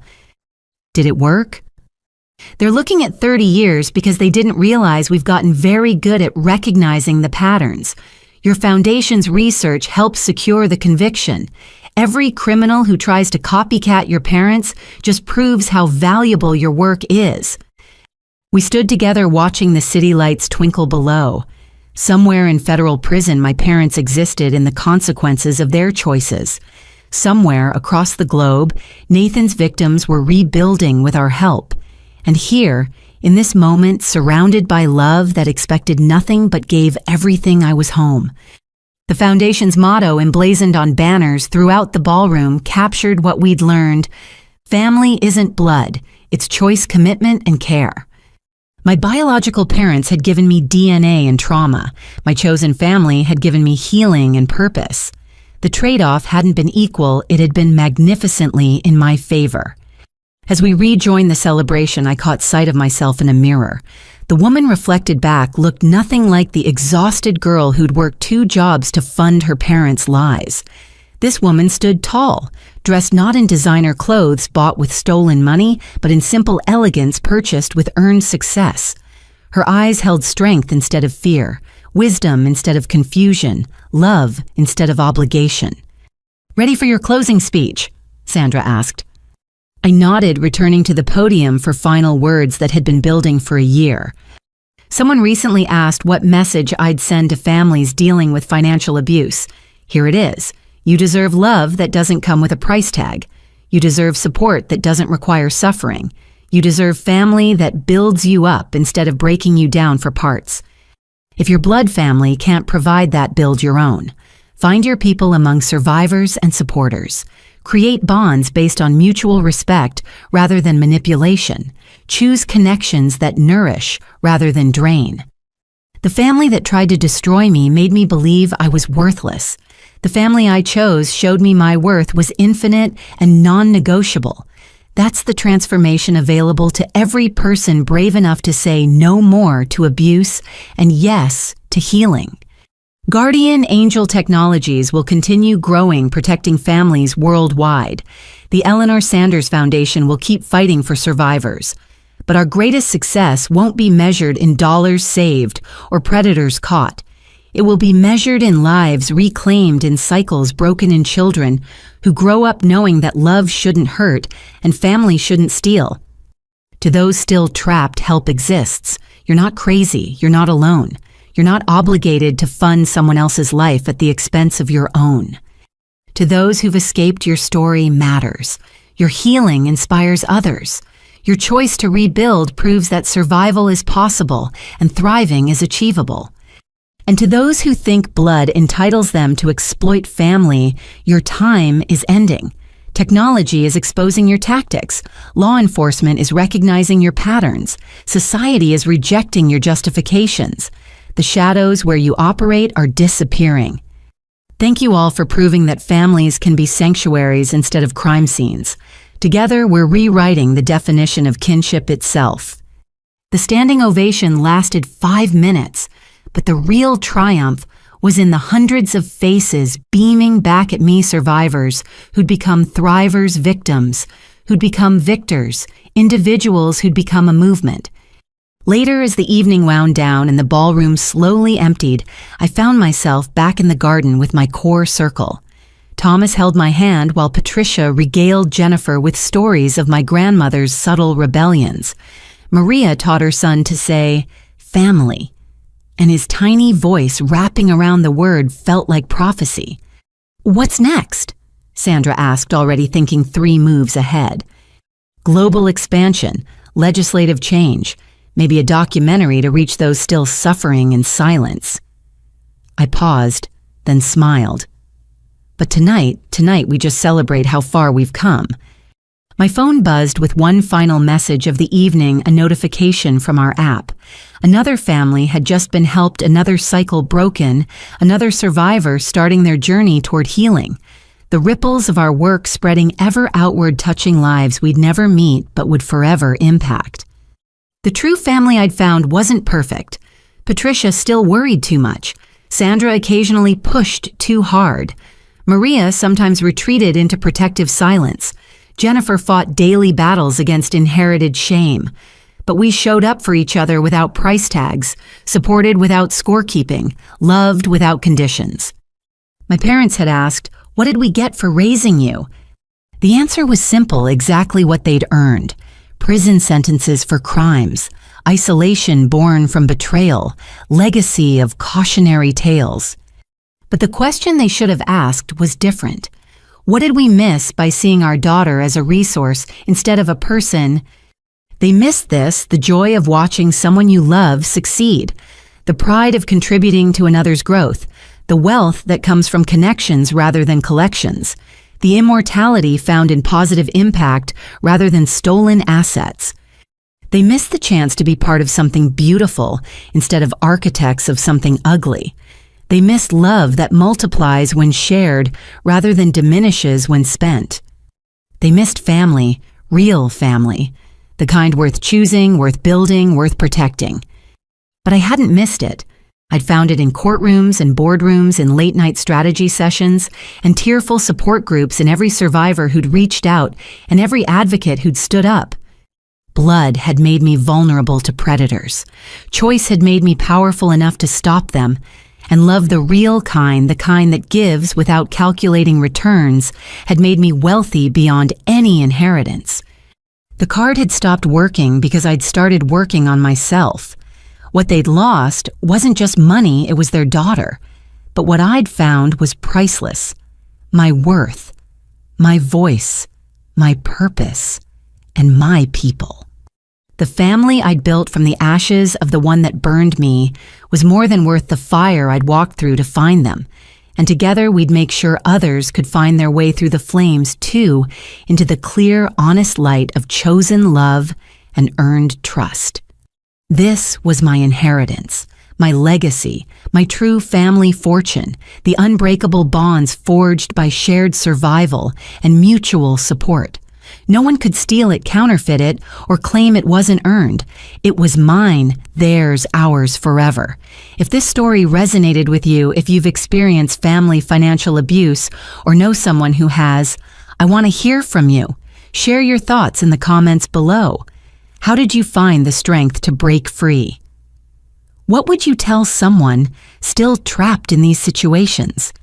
Please like this video if it touched your heart and subscribe to our channel for more stories of survival justice and triumph over family exploitation. Share this with anyone who needs to hear that they're not alone, that family abuse isn't normal, and that freedom is possible. Thank you for listening to my journey. Remember, you deserve love without price tag support, without suffering, and family that builds rather than breaks. Your worth is non-negotiable, and your story matters. Until next time, stay strong, stay wise, and know that chosen family is often the truest family of all.